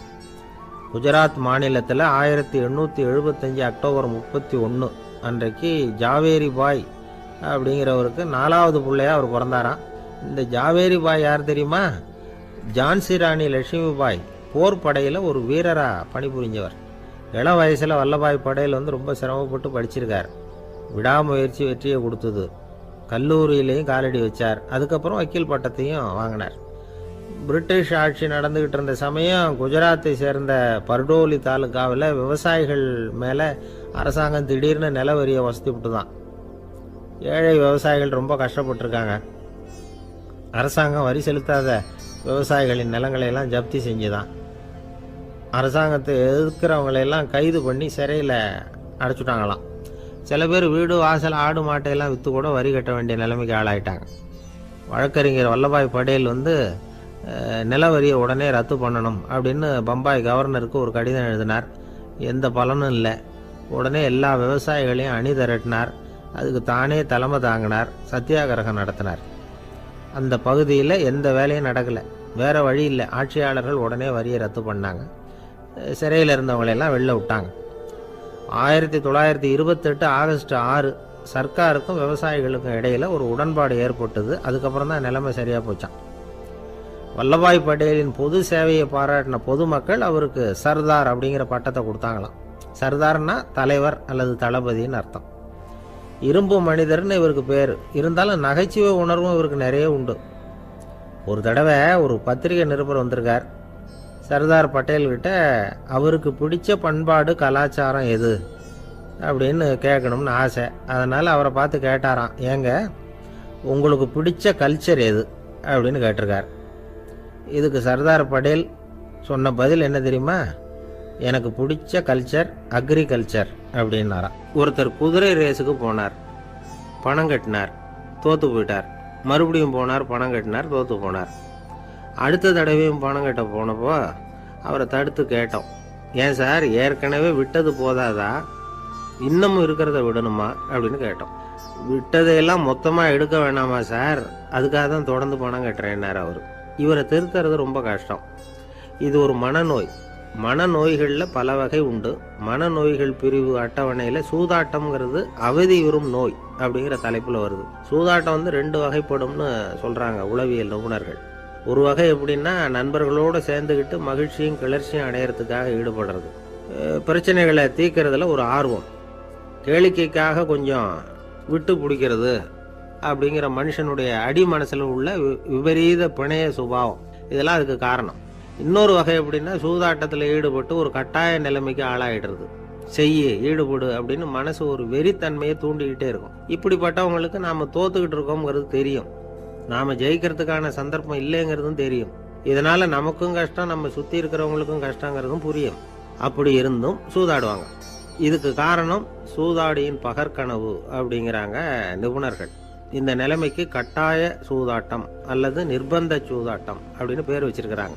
இப்படிப்பட்ட ஆசாமி இருக்கிறது பூரா விட்டுருவான், கடன் வாங்குவான், திருடுவான். இருந்தாலும் என்னைக்காவது ஒரு நாள் ஜெயிச்சிருவேன் அப்படின்னு சொல்லிக்கிட்டே இருப்பான்.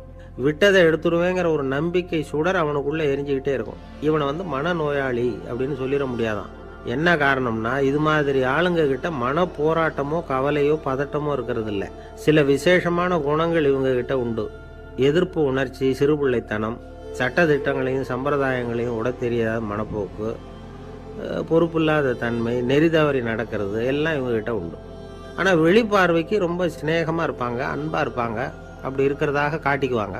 ஆதாயம், சுயலாபம் இதெல்லாம் கருதி தான் பழகுவாங்க. இவங்க கேட்குறப்ப நாம் பணம் கொடுக்கலன்னு வச்சுக்கோங்க, நம்மளை கை விட்டுருவாங்க. நம்ம மேலே அபாண்டமாக பழி சுமத்துறது கூட தயங்க மாட்டாங்க. தங்களுடைய சூதாட்ட நடவடிக்கைகளுக்கு சாதகமான காரணங்களை சொல்லிகிட்டு இருப்பாங்க. நீ வேணும்னா பாரு, ஒரே நாளில் நான் இழந்ததையெல்லாம் மீட்டு லட்சாதிபதி ஆறேன்னா இல்லையா பாரு அப்படிம்பாங்க. தோற்று போகிறத ஒரு படிப்பினையாக இவங்க எடுத்துக்கிறதே இல்லை. தோற்று போகிறதுலேயே இவங்களுக்கு ஒரு அலாதியான சுகம். தனக்குத்தானே துன்பத்தை வரவழைச்சிக்கிட்டு இன்பம் அடையிறதுக்கு தன்வதை சுகம் அப்படின்னு பேர். இவங்கெல்லாம் அந்த ரகம். சில பேர் எப்படி தெரியுமா, மந்திர எண்ணங்களை வரவழைச்சிக்கிறது, சூதாடுறதுக்காக ஆஃபீஸில் கையாடல் பண்ணுறது, அடுத்தவங்க கிட்ட இருந்து திருடுறது. இந்த மந்திர எண்ணம் தீவிரமாச்சுன்னா ஒரு மாதிரியாக பேச ஆரம்பிச்சிருவாங்க. தோல்வி தான் சார் வெற்றிக்கு முதல் படியும்பாங்க. தன்னால் பகடக்காய்களையும் குதிரை ஓட்டிகளையும், அதாவது இந்த ஜாக்கிகள், அதெல்லாம் கட்டுப்படுத்த முடியுங்கிற பித்து நிலைக்கு இவங்கெல்லாம் தள்ளப்பட்டுருவாங்க. சில சூதாடிகள் ஆராய்ச்சி பார்த்ததுல என்ன தெரிய வந்தது தெரியுமா, அவங்கெல்லாம் குழந்தை பருவத்தில் அன்புக்காக ஏங்கினவங்களாம், புறக்கணிக்கப்பட்டவங்களாம், உதவிகளை பெற முடியாதவங்க, இப்படிலாம் இருந்திருக்கிறாங்க. இவங்க வளர வளர மற்றவங்க சௌகரியம் பற்றி அக்கறை இல்லாதவங்களா ஆயிடுறாங்க. அதிர்ஷ்ட தேவதை தன்னோட இருக்கிறாங்க அப்படிங்கிற அசையாத நம்பிக்கை இவங்களுக்கு. இவங்களை திருத்துறது ரொம்ப கஷ்டம். அதனால பந்தயம், சூதாட்டம் இது மாதிரியான விஷயங்களை விட்டு விலகியே இருக்கிறது தான் நமக்கு நல்லது. ஒரு ஆள் சொன்னான், என்னுடைய குதிரை வேகமாக ஓடுறதுக்கு என்ன வழி அப்படின்னு கால்நடை மருத்துவர்கிட்ட யோசனை கேட்டேன். அவர் ஒரு பாட்டில் நிறைய மாத்திரைகளை கொடுத்து தினம் 2 மாத்திரை வேதமாக கொடுக்க சொன்னார். முதல் நாள் 2 மாத்திரையை கொடுத்துட்டு அது மேலே ஏறி உட்கார்றதுக்கு போனேன். அவ்வளவுதான். அதுக்குள்ளே அது அம்பு மாதிரி பாஞ்சு ஓடி போச்சு. நான் இன்னும் உட்காரவே இல்லை, அதுக்குள்ளே பாஞ்சு ஓடி போச்சு அப்படின்னா. அடடா, அப்புறம் நீங்கள் என்ன பண்ணீங்க அப்படின்னு கேட்டாங்க. என்ன பண்ணுறது, மீதி மாத்திரை பூராவே நான் முழுங்கி விட்டு அதுக்கப்புறம் துரத்தி பிடிச்சி அது மேலே ஏறி உட்காந்தேன் அப்படின்னா அவன். துஷ்டரை கண்டால் தூர விலகு, இப்படி ஒரு பழமொழி உண்டு. எதுக்காக இப்படி சொல்லி வச்சாங்க? துஷ்டன் ஏதாவது தொந்தரவு கொடுப்பான், அதனால் அவனை கண்டா பயந்துக்கிட்டு ஓடி ஒளிஞ்சிக்கோ அப்படின்னா இதுக்கு அர்த்தம் அப்படி இல்லை. ஒரு துஷ்டன்கிட்ட நெருங்கி போகிறோம்னு வச்சுக்கோங்க, அவன் நமக்கு கெடுதலான ஆலோசனைகள் எதையும் சொல்லலாம், அல்லது அவன் தீய உணர்வுகள் உள்ளவனா இருக்கலாம், அல்லது தீய செயல்கள் செய்யக்கூடியவனா இருக்கலாம், அல்லது தீய நட்புனால அவன் ஏற்கனவே கெட்டு போனவனா கூட இருக்கலாம். இப்படிப்பட்டவனை நெருங்கி போனா அவனோட பாதிப்பு நமக்கும் வந்துடும். அதனால விலகி போ அப்படின்னு சொல்றாங்க. இதையே கொஞ்சம் விவரமா இப்போ பார்ப்போமே. இப்போ இந்த துஷ்டர்களை 4 வகையா பிரிக்கிறாங்க. இந்த 4 வகைக்கும் உதாரணம் வேணும்னா வேற எங்கேயும் போக வேண்டியதில்லை, மகாபாரதத்தை பார்த்தாவே போதும். அதுல இந்த 4 வகையான தீயோரும் வர்றாங்க. முதல் வகைக்கு உதாரணம் சகுனி. இவன் மனசுல எப்பவும் தீய எண்ணங்கள் தான் நிறைஞ்சிருக்கும். கனவுல கூட தீய ஆலோசனைகள். யாராவது ஒருத்தர் நல்லபடியா வாழ்ந்தா அதை இவனால சகிச்சிக்க முடியாது. இப்படிப்பட்டவனோட நெருங்கிய தொடர்பு துரியோதனனுக்கு கிடைச்சது. துரியோதனன் எப்படின்னா, அவன் ஏற்கனவே தீய காரியங்கள் செய்யறதுக்கு தயங்காதவன். அப்படிப்பட்டவனுக்கு தீய போதனைகள் செய்யறதுக்கு சகுனி உதவுனா. இந்த 2 பேரோட சகவாசம் இன்னொருத்தனுக்கு கிடைச்சது. அவன் யாருன்னா துச்சாதனன். அவன் தீய நடத்தை உள்ளவன். இந்த 3 பேரும் ஒண்ணு சேர்ந்தா என்னத்துக்கு ஆகும்? உலகமே கெட்டு போடும்ல. இந்த 3 துஷ்டர்களோட நல்லவன் ஒருத்தன் சேர்ந்தான். அவன் தான் கர்ணன். கர்ணன் இயல்பாவே உத்தம குணம் உள்ளவன். அவன் நல்லவங்களோட சேராம இப்படிப்பட்ட கெட்டவங்க கிட்ட நட்பு வச்சுக்கிட்டான். அதனால அவனும் தீய செயல்களில் ஈடுபடுறது மாதிரி ஆயிடுது. துரியோதனனுடைய நண்பனா அவனுடைய ஆதரவுல வளர்ந்ததுனால அவனுக்கு துணையா இருக்க வேண்டி இருக்குது அப்படின்னா. நட்பு உரிமையினால உதவி புரிய வேண்டியது சரிதான், அது தப்புன்னு சொல்ல முடியாது. இருந்தாலும் தீய செயல்களுக்கு உதவி செய்யறது சரியில்லை. புத்தி பலம், புஜ பலம் எல்லாம் இருந்தா கூட தெய்வ பலம் இல்லைன்னா ஜெயிக்க முடியாது. கர்ணன் மகா வீரன். இருந்தாலும் கடைசியில் அவன் கதி என்னாச்சு? அவங்ககிட்ட எல்லா நல்ல குணங்களும் இருந்தது. இருந்தாலும் ஏன் இப்படி ஆச்சு? தீயவர்களுடைய சேர்க்கை தான் காரணம். அவங்களோட சேர்ந்ததுனால இவனையும் அப்படியே நினைக்க ஆரம்பிச்சுட்டாங்கல்ல. 4 வகை துஷ்டர்கள்ல இவனும் ஒரு வகை அப்படின்னு சொல்ல ஆரம்பிச்சிட்டாங்க. அதாவது தீய ஆலோசனைக்கு சகுனி, தீய உணர்வுகளுக்கு துரியோதனன், தீய செய்கைக்கு துச்சாதனன், தீய நட்புக்கு கர்ணன். இப்படி உதாரணமாயிட்டான். அதனால தான் துஷ்டரை கண்டால் தூர விலக்கு அப்படின்னு சொன்னாங்க. அது புராண காலம். இப்பெல்லாம் நிலைமை கொஞ்சம் வேற விதமா இருக்குது. அன்னைக்கு ஒரு நாள் அப்படிதான் ஒரு காட்டு பாதையில் யாரோ ஒருத்தர் அடிபட்டு கிடந்தார். யாரோ ஒரு துஷ்டன் அவரை அடிச்சு போட்டுட்டு போயிட்டான் போல இருக்கு. அந்த வழியா போன ஒருத்தர் பரிதாபப்பட்டு அவனை போய் தூக்குனார், ஆறுதல் சொன்னார். இதை பாருங்க, இந்த வழியா எப்பவும் தனியா வரக்கூடாது. ஏன்னா இங்க ஒரு ரவுடி இருந்துக்கிட்டு வர்றவங்க போறவங்களெல்லாம் வழிப்பறி பண்ணிட்டு இருக்கிறதா கேள்விப்பட்டிருக்கிறேன் அப்படின்னாராம். இனிமே அப்படி கேள்விப்பட மாட்டீங்க அப்படின்னு நானா அந்த ஆளு. ஏன்னு கேட்டிருக்காரு இவர். அவன் சொல்லியிருக்கான், நான் தான் சார் அந்த ரவுடி. இந்த வழியா போனவங்க கிட்ட தகராறு பண்ணேன். அவங்க தான் என்ன இப்படி அடிச்சு போட்டு என்கிட்ட இருந்த பணத்தையெல்லாம் பிடிங்கிட்டு போட்டாங்க சார். காலம் ரொம்ப கெட்டு போச்சு அப்படின்னு நானா ரொம்ப பரிதாபமா. ஒரு அழகான கடற்கரை. சுற்றுலா பயணிகள் நிறைய பேர் அங்கே போகிறது வழக்கம். சனி ஞாயிறு கூட்டம் அதிகமாக இருக்கும். அதோட விளைவு என்னங்கிறது அடுத்த நாள் தான் தெரியும். ஆமாம், அந்த கடற்கரையை சுத்தப்படுத்துகிற தொழிலாளிகள் திங்கட்கிழமை ரொம்ப சிரமப்படுவாங்க. சனி ஞாயிறு வந்த கூட்டம் கடற்கரை பூராவும் காலி ஐஸ்கிரீம் கப்புகளை வீசி எறிஞ்சிட்டு போயிருக்கும். ஆயிரக்கணக்கான கப்புகள் அங்கே பரவலாக கிடக்கும். அதையெல்லாம் பொறுக்கி எடுத்து சுத்தம் பண்ணி ஆகணும். இதனால் திங்கட்கிழமை வேலைக்கு வர்றதுக்கு எல்லாரும் பயப்படுவாங்க. அப்படி ஒரு நிலைமை. பல பேர் அன்னைக்கு லீவ் எடுத்துகிட்டு போயிடுறது வழக்கம். நமக்கு எதுக்கு இன்னைக்கு தொந்தரவுன்னு. இது ஒரு பெரிய பிரச்சனையாக இருந்தது. இதுக்கு என்ன பண்ணலாம் அப்படின்னு யோசனை பண்ணாங்க. ஒரு ஆலோசனை கூட்டத்துக்கு ஏற்பாடு பண்ணாங்களாம். அந்த நகர நிர்வாக அலுவலர்கள், பணியாளர்கள் எல்லாரும் அதில் கலந்துக்கிட்டாங்க. கூட்டம் ஆரம்பமாச்சு. ஆரம்பத்தில் சொன்னாங்க, இந்த பிரச்சனைக்கு ஒரு தீர்வு வேணும், என்ன பண்ணலாம், அதை முடிவு செய்கிறதுக்கு தான் இந்த கூட்டம். இதில் நீங்கள் செய்ய வேண்டியது என்னென்னா, உங்களுக்கு தோன்றுகிற யோசனை எதுவாக இருந்தாலும் சொல்லுங்கள். கொஞ்சம் கூட தயக்கம் வேண்டாம். நாம் சொல்கிற யோசனை ஈடுபடுமா படாதா அப்படின்லாம் யோசிக்க வேணாம். எல்லாருடைய யோசனைகளையும் அப்படியே பதிவு செய்துக்கிறோம். கடைசியாக அதிலேருந்து ஒரு சிறந்த யோசனையை தேர்வு பண்ணி அதை பயன்படுத்தலாம். இந்த சந்தர்ப்பத்தில் இன்னொரு முக்கியமான வேண்டுகோள், எவ்வளவு சாதாரணமான யோசனையாக இருந்தாலும் சரி, அது சொல்லும் பொழுது அடுத்தவங்க ஏளனம் செய்யக்கூடாது. இது ஒரு பெரிய யோசனையா அப்படின்னு சொல்லி எதையும் அலட்சியப்படுத்தக்கூடாது. இதுதான் அந்த கூட்டத்தின் ஆரம்பத்தில் செய்யப்பட்ட அறிவிப்பு. உடனே அந்த கூட்டத்தில் இருந்தவங்க ஆளுக்கு ஒரு யோசனை சொல்ல ஆரம்பித்தாங்க. ஒருத்தர் எழுந்திருச்சார், இங்கே வர்ற சுற்றுலா பயணிகள்கிட்ட ஆளுக்கு $10 ஒரு டெபாசிட் மாதிரி வைப்பு பணமாக வாங்கிக்கணும். காலி ஐஸ்கிரீம் கப்பை திருப்பி கொடுத்தா அந்த பணத்தை திருப்பி கொடுத்துடலாம். இப்படி ஒரு ஏற்பாடு பண்ணிக்கிட்டா கப்புகளை தேடி பொறுக்கிட்டு இருக்க வேண்டியதில்லை. எல்லாம் ஒரே இடத்துக்கு சேர்ந்துடும். அப்படியே நாம் தூக்கிட்டு போய் ஒரு இடத்துல கொட்டி போடலாம் அப்படின்னார். இன்னொருத்தர் எழுந்திரிச்சார், கப்பை கீழே போட்டால் $50 அபராதம் அப்படின்னு அங்கங்கே போர்டு எழுதி வச்சுடலாம். கப்புகளை போடுறதுக்கு அங்கங்கே பெரிய கூடைகளை வச்சுடலாம். நாம் சாவகாசமாக அந்த கூடைகளை சேகரம் பண்ணிக்கலாம் அப்படின்னாராம். இன்னொருத்தர் எழுந்திரிச்சு கொஞ்சம் கோபமாக பேசினார். கப்புகளை அவங்க வாயிலேயே திணிச்சுடணும், அதுகளை மொன்று சாப்பிட்டு பார்த்தா தான் தெரியும் அது எவ்வளவு கஷ்டங்கிறது அப்படின்னு ரொம்ப கடுமையாக பேசியிருக்கார். இது வேடிக்கையாக தெரிஞ்சாலும் இந்த யோசனையும் பதிவு செஞ்சுக்கிட்டாங்களாம். இப்படி பல யோசனைகள். கடைசியாக எல்லாத்தையும் படித்து பார்த்துட்டு பரிசீலனை பண்ணாங்க.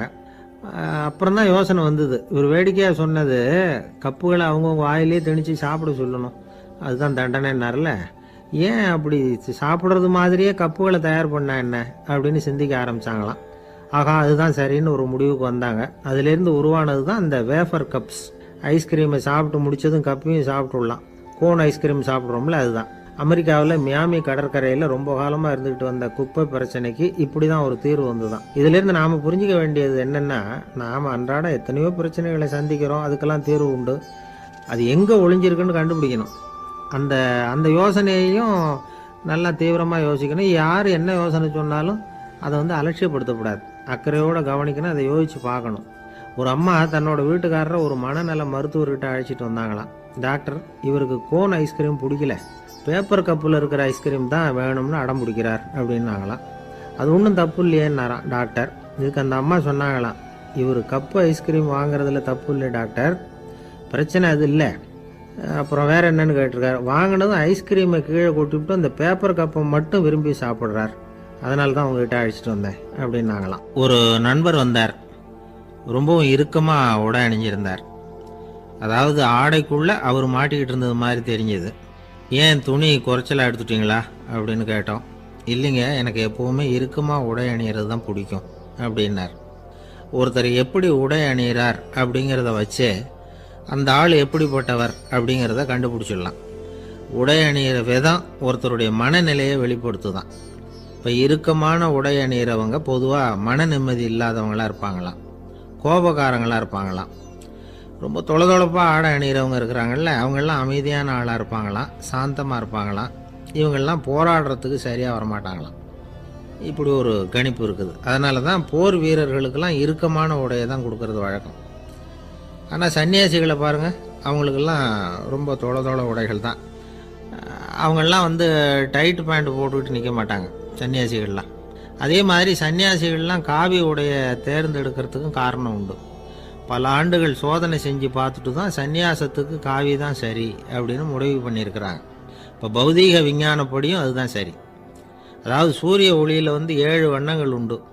ஒரு பொருள் மேலே அது விழும் பொழுது அந்த பொருள் நமக்கு சிவப்பாக தெரிஞ்சதுன்னா அந்த பொருள் வந்து சிவப்பை தவிர மற்ற எல்லா நிற கதிர்களையும் உள்வாங்கிக்கிட்டு சிவப்பு நிறத்தை மட்டும் வெளியில் விடுது, அதாவது விலக்கி விடுது. அதனால தான் அந்த பொருள் வந்து சிவப்பாக தெரியுது. உடல் ஆரோக்கியத்துக்கு ஓரளவு சிவப்பு தேவைப்படுது. அதனால தான் காவி உடை அணிஞ்சால் சூரிய ஒளி ஓரளவு சிவப்பை விலக்கிவிடும். அதாவது சிவப்பின் பலனும் கிடைக்கும், இந்த சிவப்பின் கெடுதலும் இல்லை அப்படின்னு யோசனை பண்ணாங்க. காவி வந்து உதய வேளையின் நிறம்.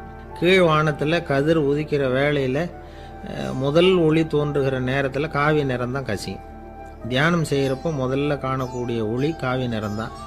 தியானத்தின் உச்ச நிலையின் நிறம் நீலம். தியானம் வந்து காவி நிறத்தில் ஆரம்பமாகி நீல நிறத்தில் நிறைவடைகிறது அப்படிங்கிறார் ஓஷோ. நீலம் வந்து தியான சிகரம், காவி வந்து தியான ஆரம்ப குறியீடு, ஒரு சன்னியாசியின் ஆரம்ப தரிசனம் அப்படிங்கிறார் அவர். ஒருத்தர் நாள் பூரா காவி உடைய அணிஞ்சிருந்தா அந்த நிறம் வந்து அவருக்கு வந்து தியானத்தை பற்றிய நினைவை வந்து ஊட்டிக்கிட்டே இருக்கும்.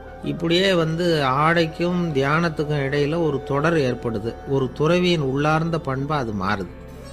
கடை வீதியில் ஒரு பொருள் வாங்க போகிறோம், அது மறந்துடக்கூடாதுங்கிறதுக்காக ஞாபகம் முடிச்சு போட்டுக்கிறோம். அந்த முடிச்சுக்கும் பொருளுக்கும் தொடர்பு இல்லை. ஆனால் கடை வீதிக்கு போன உடனே அந்த முடிச்சு வந்து அந்த பொருளை ஞாபகப்படுத்துது. அதாவது அந்த முடிச்சு வந்து ஒரு தொடர்பு அம்சமாக அமையுது. அது மாதிரி தான் காவி உடையும். ஒரு துறவி வந்து நடக்கும் பொழுது, சாப்பிடும் பொழுது, குளிக்கும் பொழுது அவருடைய காவி உடை அவருக்கு வந்து ஞாபகப்படுத்திக்கிட்டே இருக்கும். அது ஒரு நிலைப்படுத்தப்பட்ட நினைவாக ஞாபகம் முடிச்சாக மாறிடுது. காவி ஆடை இல்லைன்னா ஒருத்தரால் துறவியாக முடியாதுன்னு அர்த்தம் இல்லை. அதே நேரத்தில் காவி ஆடையால் ஒன்றும் பிரயோஜனம் இல்லை, அதில் ஒன்றும் அர்த்தம் இல்லை அப்படின்னு சொல்லிட முடியாது. இதுதான் உண்மை. இவ்வளவு தூரம் காவி ஆடையை பற்றி சொல்கிறதுனால எல்லாரும் சன்னியாசியாக போயிடுங்கோ அப்படின்னு நாம் சொல்கிறதாக யாரும் நினச்சிடக்கூடாது. மனசுக்கும் நிறத்துக்கும் உள்ள சம்பந்தத்தை தெரிஞ்சுக்கிறதுக்காக தான் இவ்வளவும்.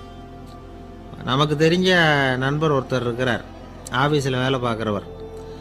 ஒவ்வொரு மாதமும் 20ஆம் தேதிக்கு பிறகு அவரை போய் பார்த்தீங்கன்னா காவி உடை அணிஞ்சிக்கிட்டு, கண்ணை மூடிக்கிட்டு, கை ரெண்டையும் விரித்து வச்சுக்கிட்டு தியானத்திலே உட்காந்துருப்பார்.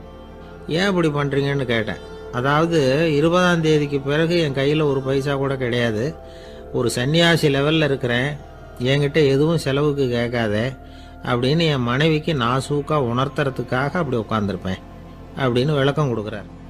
என்னுடைய இதயம் ரொம்ப விசாலமானது சார் அப்படின்னார் ஒருத்தர். அப்படிங்களான்னு ரொம்ப மரியாதையா, ஆமாங்க டாக்டர் அப்படி தான் சொல்கிறார், கொஞ்சம் வீங்கி போய் பெருசாக இருக்குதான் அப்படின்னார். இப்பெல்லாம் நம்ம ஊரில் மாமியார் மருமகள் ஒருத்தர் நல்லா புரிஞ்சுக்கிட்டு நல்ல விதமாக தான் இருக்கிறாங்க பல இடத்துல. அதனால் நான் இப்போ சொல்ல போகிற கதையை கேட்டுவிட்டு இந்த காலத்தில் அவ்வளவு மோசமாக யார் சார் நடந்துக்கிறாங்க அப்படின்னு கேட்டு யாரும் சண்டைக்கு வரக்கூடாது. இன்னொரு உண்மையையும் சொல்லிவிடுறேன். அதாவது இந்த கதையை நமக்கு எழுதி அனுப்பி இருக்கிறதே கொஞ்ச நாளில் மருமகளாகவும் அதுக்கப்புறம் கொஞ்ச காலத்தில் மாமியாராகவும் ஆக போகிற ஒரு நேயர் தான். சரி, இந்த கதைக்கு வருவோம். அதாவது ஒரு சின்ன குடும்பம், அந்த வீட்டில் மாமியார் ஆட்சி, அவங்க வச்சது தான் சட்டம். பிள்ளையாண்டான் எப்படின்னா அம்மா சொல்கிறதையும் கேட்டுக்குவான், மனைவி சொல்கிறதையும் கேட்டுக்குவான், நமக்கு என்னத்துக்கு வம்புங்கிற டைப். மருமகள் பேரில் குறை கண்டுபிடிக்கிறதுலேயே அந்த மாமியாருக்கு ஒரு சுவாரஸ்யம். சின்ன சின்ன விஷயத்துலலாம் குத்தம் கண்டுபிடிச்சிக்கிட்டே இருக்கிறாங்க. பொதுவாக எல்லாரும் எப்படின்னா ஏதாவது ஒரு காரணத்துக்காக சண்டை போட்டுக்கிட்டு இருப்பாங்க.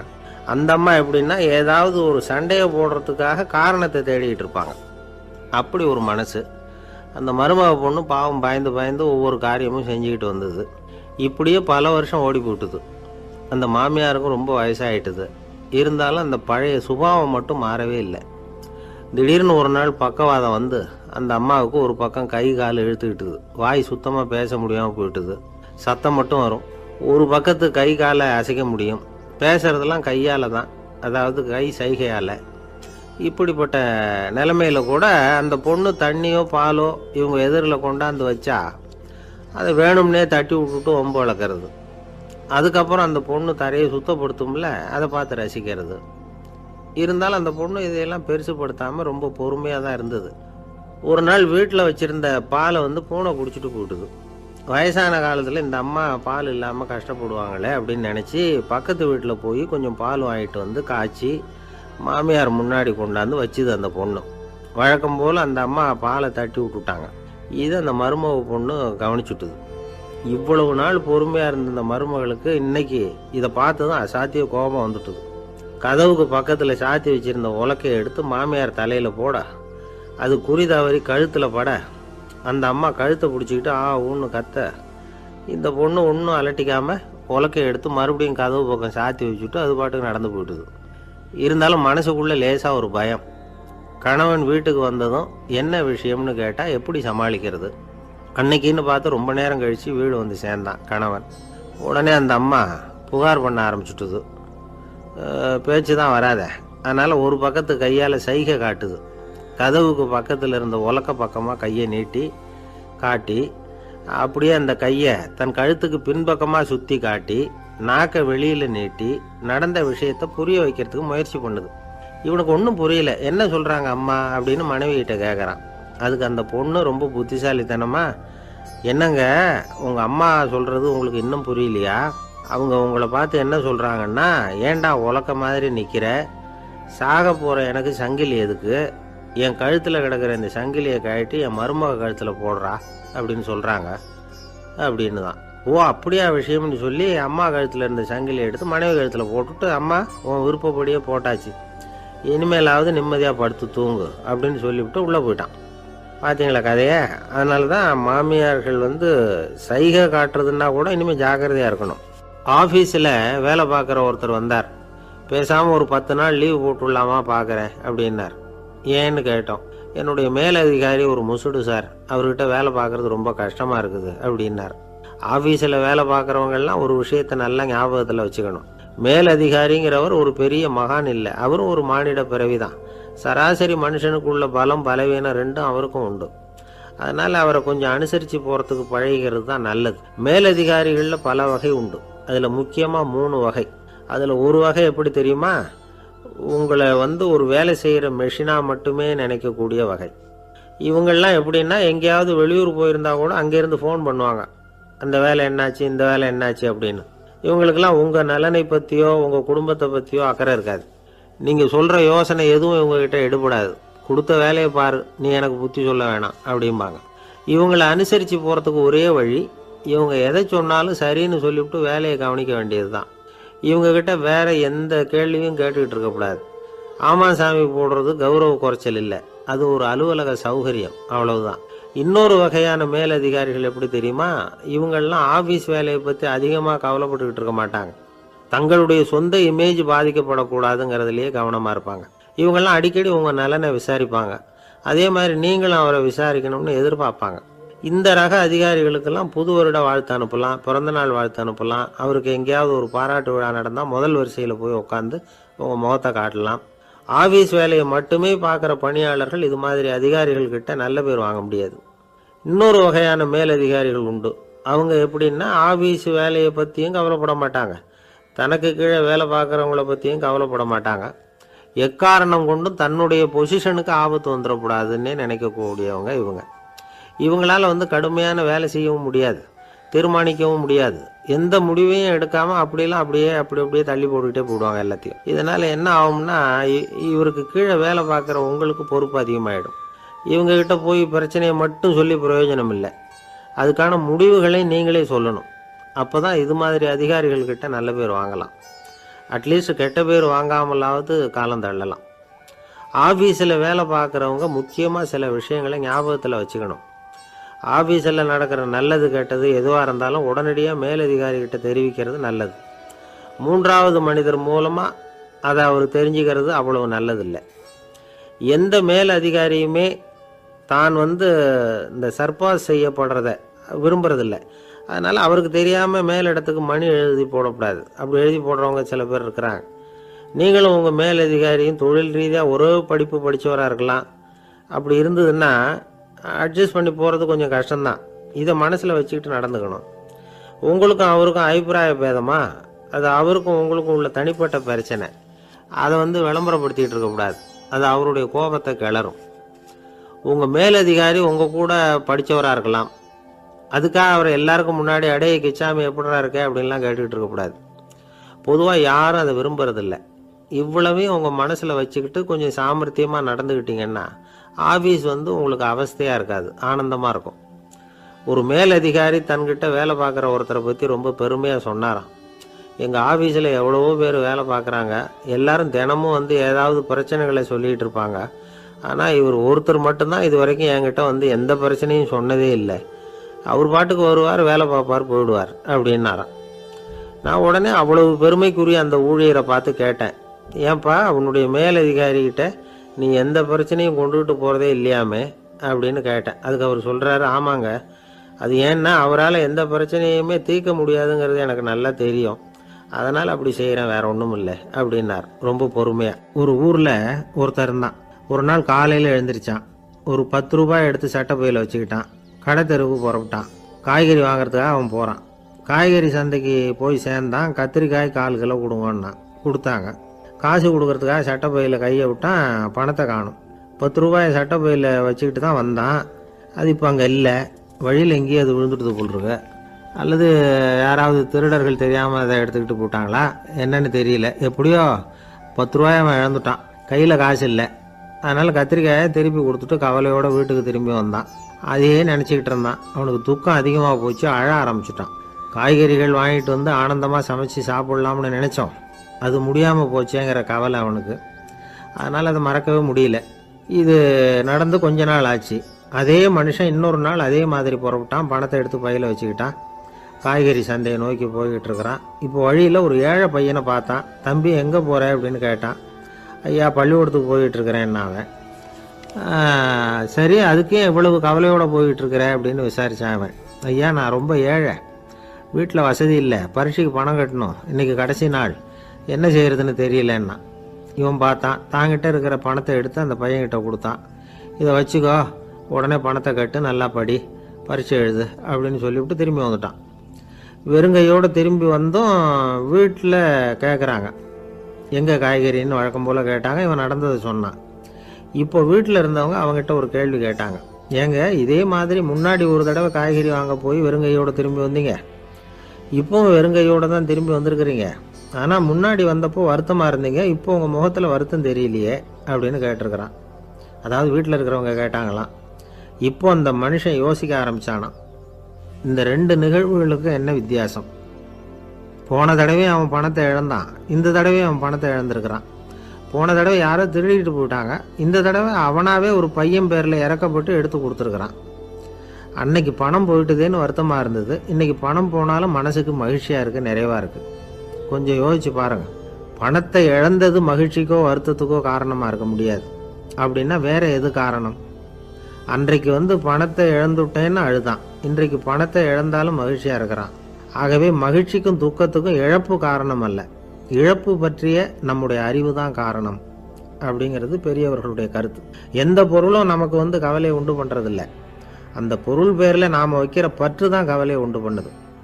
பொருள்கள் நம்ம விட்டுட்டு போயிட்டா நாம் அழுதுகிட்டு இருக்கிறோம், நாமே அதுகளை விட்டுட்டு வந்துட்டா மகிழ்ச்சியாக இருக்கிறோம். இந்த உண்மையை புரிஞ்சுக்கிட்டு நம்முடைய வாழ்க்கையை நல்ல விதமாக அமைச்சிக்கணும். ஒரு ஆள் அழுதுகிட்டு இருந்தான். ஏன்டா அழுகுறேன்னு கேட்குறார் ஒருத்தர். இழக்கிறதுக்கு எதுவும் இல்லை, அதனால் அழறேன்னா. என்னடா சொல்கிறேன்னார். கிட்ட வாங்க சொல்கிறேன்னா. இந்த மணி பர்ஸை வேற ஒருத்தன் பாக்கெட்லேருந்து திருடினேன், அப்புறம் தான் புரிஞ்சுது அவங்ககிட்ட இழக்கிறதுக்கு எதுவும் இல்லைங்கிறது. ஆமாங்க, இது காலி பர்ஸு, அதனால் இப்போ அழுதுகிட்டு இருக்கிறேன், திருடியும் பிரயோஜனம் இல்லை அப்படின்னு சொல்லிவிட்டு அழுதானா. ஒரு கோவிலில் ஆன்மீக சொற்பொழிவு நடந்துக்கிட்டு இருக்குது. ஒரு பெரியவர் பேசிக்கிட்டு இருக்கார். கடவுளை பற்றியும் சொர்க்கத்தை பற்றியும் மனுஷனை பற்றியும் அவர் விவரமாக பேசுகிறார். எல்லாரும் உட்காந்து கேட்குறாங்க. அந்த கூட்டத்தில் ஒரு தத்துவ ஞானியும் உட்காந்துருக்கிறார். அவர் அவருடைய நண்பர். பேசி முடித்ததும் அந்த பெரியவர் மேடையை விட்டு இறங்கினார். நேராக அந்த தத்துவ ஞானிகிட்ட வந்தார். எப்படி இருந்தது என்னுடைய பேச்சு அப்படின்னு கேட்டார். நீங்கள் பேசினது ஒன்றுக்கு ஒன்று முரண்பாடாக தெரிஞ்சுது அப்படின்னாராம் இவர். நான் என்ன அப்படி தப்பாக பேசிவிட்டேன் அப்படின்னாராம் அவர். கடவுளை நம்புகிறவன் சொர்க்கத்துக்கு போவான்னு சொன்னீங்க, அப்புறம் நல்ல விதமாக வாழறவன் சொர்க்கத்துக்கு போவான்னு சொன்னீங்க அப்படின்னாராம். இதில் என்ன முரண்பாடுன்னு கேட்டிருக்கார் அவர். இதில் தான் முரண்பாடு தெரியுது எனக்கு. அதாவது இங்கே ஒருத்தன் எல்லா தப்பும் பண்ணிகிட்டு இருக்கிறான், அவன் கடவுளை நம்பினான்னா அவன் சொர்க்கத்துக்கு போவானா? இது என்னுடைய முதல் கேள்வி. இல்லைன்னா ஒருத்தன் எந்த தப்பும் பண்ணல, ரொம்ப ஒழுங்காக வாழ்ந்துக்கிட்டு இருக்கிறான், ஆனால் அவன் கடவுளை நம்பலை, அவன் என்ன நரகத்துக்கு தான் போவானா? கடவுள் நம்பிக்கை உள்ள ஒரு திருடன் என்ன ஆவான், எங்கே போவான்? கடவுள் நம்பிக்கையே இல்லாத ஒரு நல்லவன் என்ன ஆவான், எங்கே போவான்? ஒருத்தன் இங்கே கடவுள் நம்பிக்கையோடு வாழறது முக்கியமா அல்லது நல்லவனா வாழறது முக்கியமா? இதுதான் இவர் கேட்ட கேள்வி. இதை கேட்டதும் அந்த பெரியவர் குழம்பி போயிட்டார். அவர் சொன்னது நியாயம்தானே. கடவுளை நம்புறவன் தான் சொர்க்கத்துக்கு போவான்னா பேசாமல் கடவுளை நம்பிக்கிட்டு இந்த உலகத்தில் எல்லா தப்பும் பண்ணிக்கிட்டு இருக்கலாமே. பேச்சாளர் குழப்பத்தோடு வீட்டுக்கு போனார், படுத்து தூங்கினார். ஒரு கனவு வந்தது. கனவில் அவர் ஒரு ரயிலில் வேகமாக போயிட்டு இருக்கிறார். எதிரில் உட்காந்துருக்கிறவரை பார்த்து நாம் இப்போ எங்கே போகிறோம்னு கேட்டார். சொர்க்கத்துக்கு போயிட்டு இருக்கிறோம் அப்படின்னாங்களாம். ரயில் போய் நின்றுது. இவர் இறங்கினார். இங்கே கௌதம புத்தர் இருப்பார், சாக்ரட்டிஸ் இருப்பார், அவங்கள பார்க்கறதுக்கு ஒரு நல்ல வாய்ப்பு அப்படின்னு நினச்சிக்கிட்டே அங்கேயும் இங்கேயும் பார்த்தார். அங்கே யாருமே இல்லை, ஒரே பாலைவனம் மாதிரி இருக்குது. பச்சை இல்லை, பசுமை இல்லை, பூக்கள் இல்லை, மரம்லாம் மொட்டையாக நிற்கிது.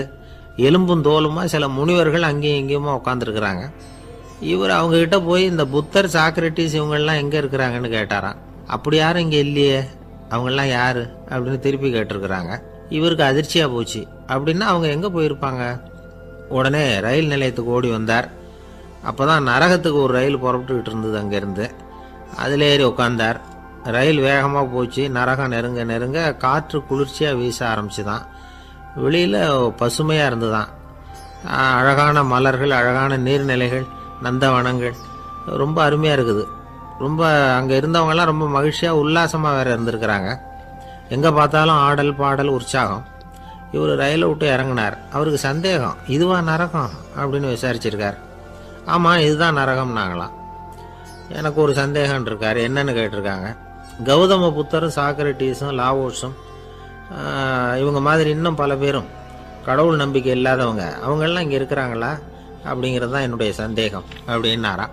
இப்போ அவங்க சொல்லியிருக்கிறாங்க, இப்போ நீங்கள் பார்க்குறீங்களே பசுமையும் பச்சை பயிர்களும் ஆடல் பாடல்களும் அழகிய மலர்களும், இது எல்லாமே கௌதம புத்தரும் சாக்ரட்டிஸும் அது மாதிரி மகான்களும் இங்கே வர ஆரம்பித்த பிறகு தான் உண்டாக ஆரம்பிச்சுது. இந்த பிரதேசத்தை அவங்க அப்படியே மாற்றிவிட்டாங்க. இப்போலாம் இங்கே இருக்கிறவங்க யாரும் சொர்க்கத்துக்கு போகிறதுக்கே ஆசைப்படுறதில்ல அப்படின்னாங்களாம். இந்த அதிர்ச்சியிலேயே அந்த பெரியவர் கனவு கலைஞ்சி முழிச்சுக்கிட்டார். இதில் இருக்கிற கருத்து என்னன்னா, நல்லவர்கள் எங்கே இருக்கிறாங்களோ அந்த இடத்துக்கு பேர் தான் சொர்க்கம். சொர்க்கம் நரகம்ங்கிறதெல்லாம் ஆன்மீக பண்புகள், அவ்வளவுதான். ஒரு பெரிய காடு, அந்த காட்டுக்கு மத்தியில் ஒரு ஆசிரமம். அங்கே ஒரு முனிவர் இருந்தார். பல இடங்கள்லேருந்து வர்ற குழந்தைகளுக்கு அவர் பாடம் சொல்லி கொடுத்துக்கிட்டு இருக்கிறார். ஏழை பணக்காரர் அப்படிங்கிற வித்தியாசம்லாம் கிடையாதுங்க. எல்லாரும் அவர்கிட்ட தங்கள் பிள்ளைகளை அனுப்பி வச்சாங்க. மன்னர்களுடைய பிள்ளைங்க கூட அங்கே அவர்கிட்ட தான் படிக்கிறதுக்கு வருவாங்க. ஆனால் அந்த முனிவரை பொறுத்த வரைக்கும் எல்லா பிள்ளைங்களும் ஒன்று தான். இது யார் வீட்டு பிள்ளைன்னெல்லாம் பார்க்க மாட்டார், எல்லாரும் சமம். மாணவர்கள்லாம் அங்கேயே மாத கணக்கில் வருஷ கணக்கில் தங்கியிருந்து பாடம் கற்றுக்கிட்டு போகிறது வழக்கம். அவராக பார்த்து போன்னு சொல்கிற வரைக்கும் அங்கேயே இருக்கணும், படிக்கணும். குருகுல வாசம். ஒரு சமயம் ஒரு ராஜகுமாரனும் அவர்கிட்ட படிச்சுக்கிட்டு இருந்தான். அவனுக்கு ஒரு 15 வயசு இருக்கும். சில வருஷம் கழித்து அந்த முனிவர் தன்கிட்ட இருக்கிற மாணவர்களுக்கெல்லாம் பரீட்சை வச்சார். அவங்களுடைய அறிவு முதிர்ச்சியை கணிக்கிறதுக்காக பல சோதனைகள்லாம் வச்சார். ஒவ்வொருத்தராக பார்த்து, இனிமேல் நீங்கள் உங்கள் வீட்டுக்கு போகலாம் அப்படின்னு சொல்லி அனுப்பி வச்சுக்கிட்டு இருக்கிறார். எல்லாரும் போயிட்டாங்க. கடைசியாக மிஞ்சி இருந்தது ஒரே ஒரு மாணவன். அவனை மட்டும் வீட்டுக்கு அனுப்பலை. யார் அந்த பையன் தெரியுமா? அவன்தான் அந்த ராஜகுமாரன். ராஜகுமாரனுடைய தந்தைக்கு, அதுதான் இந்த ராஜாவுக்கு, அங்கே வயசு ஏறிக்கிட்டே போகுது. என்ன இது, படிக்க போன பையன் இன்னும் திரும்பி வரலையே அப்படின்னு நினச்சார். வந்துட்டா சீக்கிரமாக அவனுக்கு பட்டம் கட்டி விட்டு நாம் விலகிக்கலாமே அப்படின்னு நினச்சார். கல்யாணம் வேறு பண்ணி பார்க்கணும் பையனுக்கு. ஆனால் பையன் வர்ற வழியை காணும். ராஜா பார்த்தார். சரி, நேர்லேயே போய் என்னன்னு தெரிஞ்சுட்டு வந்துடுவோம் அப்படின்னு காட்டுக்கு புறப்பட்டார். அங்கே போய் முனிவரை பார்த்தார். முனிவர் இவரை அன்பாக வரவேற்று உட்கார வச்சார். அதுக்கப்புறம் ராஜா மெதுவா, எல்லாரையும் வீட்டுக்கு அனுப்பி வச்சுட்டிங்களாமே, ஏன் பிள்ளைய மட்டும் அப்படின்னு சொல்லி மெதுவாக இழுத்தார். முனிவர் இதுக்கு உடனே பதில் சொல்லலை. ராஜாவை கூப்பிட்டுட்டு போய் விருந்தினர் குடிசையில் தங்க வச்சார். அதுக்கப்புறம் சொன்னார், உங்கள் மகன் எல்லா பாடங்கள்லேயும் முதல் இடம் வாங்கியிருக்கான். இப்படி முதலாவதாக வர்ற மாணவனுக்கு நாங்கள் இன்னொரு தேர்வு வைக்கிறது வழக்கம். அதுலேயும் அவன் முதலாவதாக வந்துட்டான்னா அவன் ஒரு பெரிய வித்வான் அப்படிங்கிற கௌரவத்தை அடைஞ்சிருவான் அப்படின்னார். அதாவது முனிவர் அப்படி சொல்கிறார். அப்படி சொல்லிவிட்டு போயிட்டார். அவர் ராஜா அங்கேயே தங்கிட்டார். ராத்திரி படுத்து தூங்கினார். காலையில் எழுந்திரிச்சு அந்த குடிசைக்கு வெளியில் வந்தார் பல்லு விளக்கிறதுக்காக. அந்த சமயத்தில் தூரத்தில் ஒருத்தன் ஒரு கையில் கோடாலியை வச்சுக்கிட்டு தலையில் ஒரு பெரிய விறகு கட்டை சுமந்துக்கிட்டு வந்துக்கிட்டு இருக்கிறது மாதிரி தெரிஞ்சுது. யாராவது விறகு வெட்டியாக இருக்கும் அப்படின்னு நினச்சார் ராஜா. கிட்ட வந்ததும் உத்து பார்க்குறாரு. பார்த்தா அது தன்னோட புள்ள. திகைச்சு போயிட்டார். என்ன இது, ஒரு ராஜகுமாரனை கூட இது மாதிரி வேலையெல்லாம் செய்ய சொல்கிறாங்களே அப்படின்னு நினச்சார். ராஜகுமாரன் விறகு கட்டை கொண்டுகிட்டு போய் கொல்லை பக்கம் வச்சான். அந்த சமயம் முனிவர் அங்கே வந்தார். என்ன மகனே, விறகு வெட்டிட்டு வந்துட்டியா? சரி, இப்போ ஒரு துடைப்பத்தை எடுத்துக்கோ, விருந்தினர் குடிசையின் வாசல் பக்கத்தை கூட்டி பெருக்கி சுத்தம் பண்ணு போ அப்படின்னார். அப்படியே செய்கிறேன் குருவே அப்படின்னு சொல்லிவிட்டு போனான். சுத்தம் பண்ண ஆரம்பிச்சிட்டான். ராஜா பார்த்தார் இதை. உடனே ஓடியாந்தார். மகனே, என்ன காரியம் பண்ணுற? துடைப்பத்தை கீழே போடுனார். இப்போ அந்த ராஜகுமாரன் சொல்கிறான், தந்தையே, இது என்னுடைய குருதேவரோட உத்தரவு. இங்கே நான் ஒரு மாணவன். இங்கே அரசனும் ஒன்று தான், ஆண்டியும் ஒன்று தான். குருதேவர் சொல்கிறத மறுக்காமல் செய்கிறது தான் எங்கள் கடமை அப்படின்னா. இந்த சமயம் முனிவர் அங்கே வந்தார். இவனை முதுகில் தட்டி கொடுத்தார்.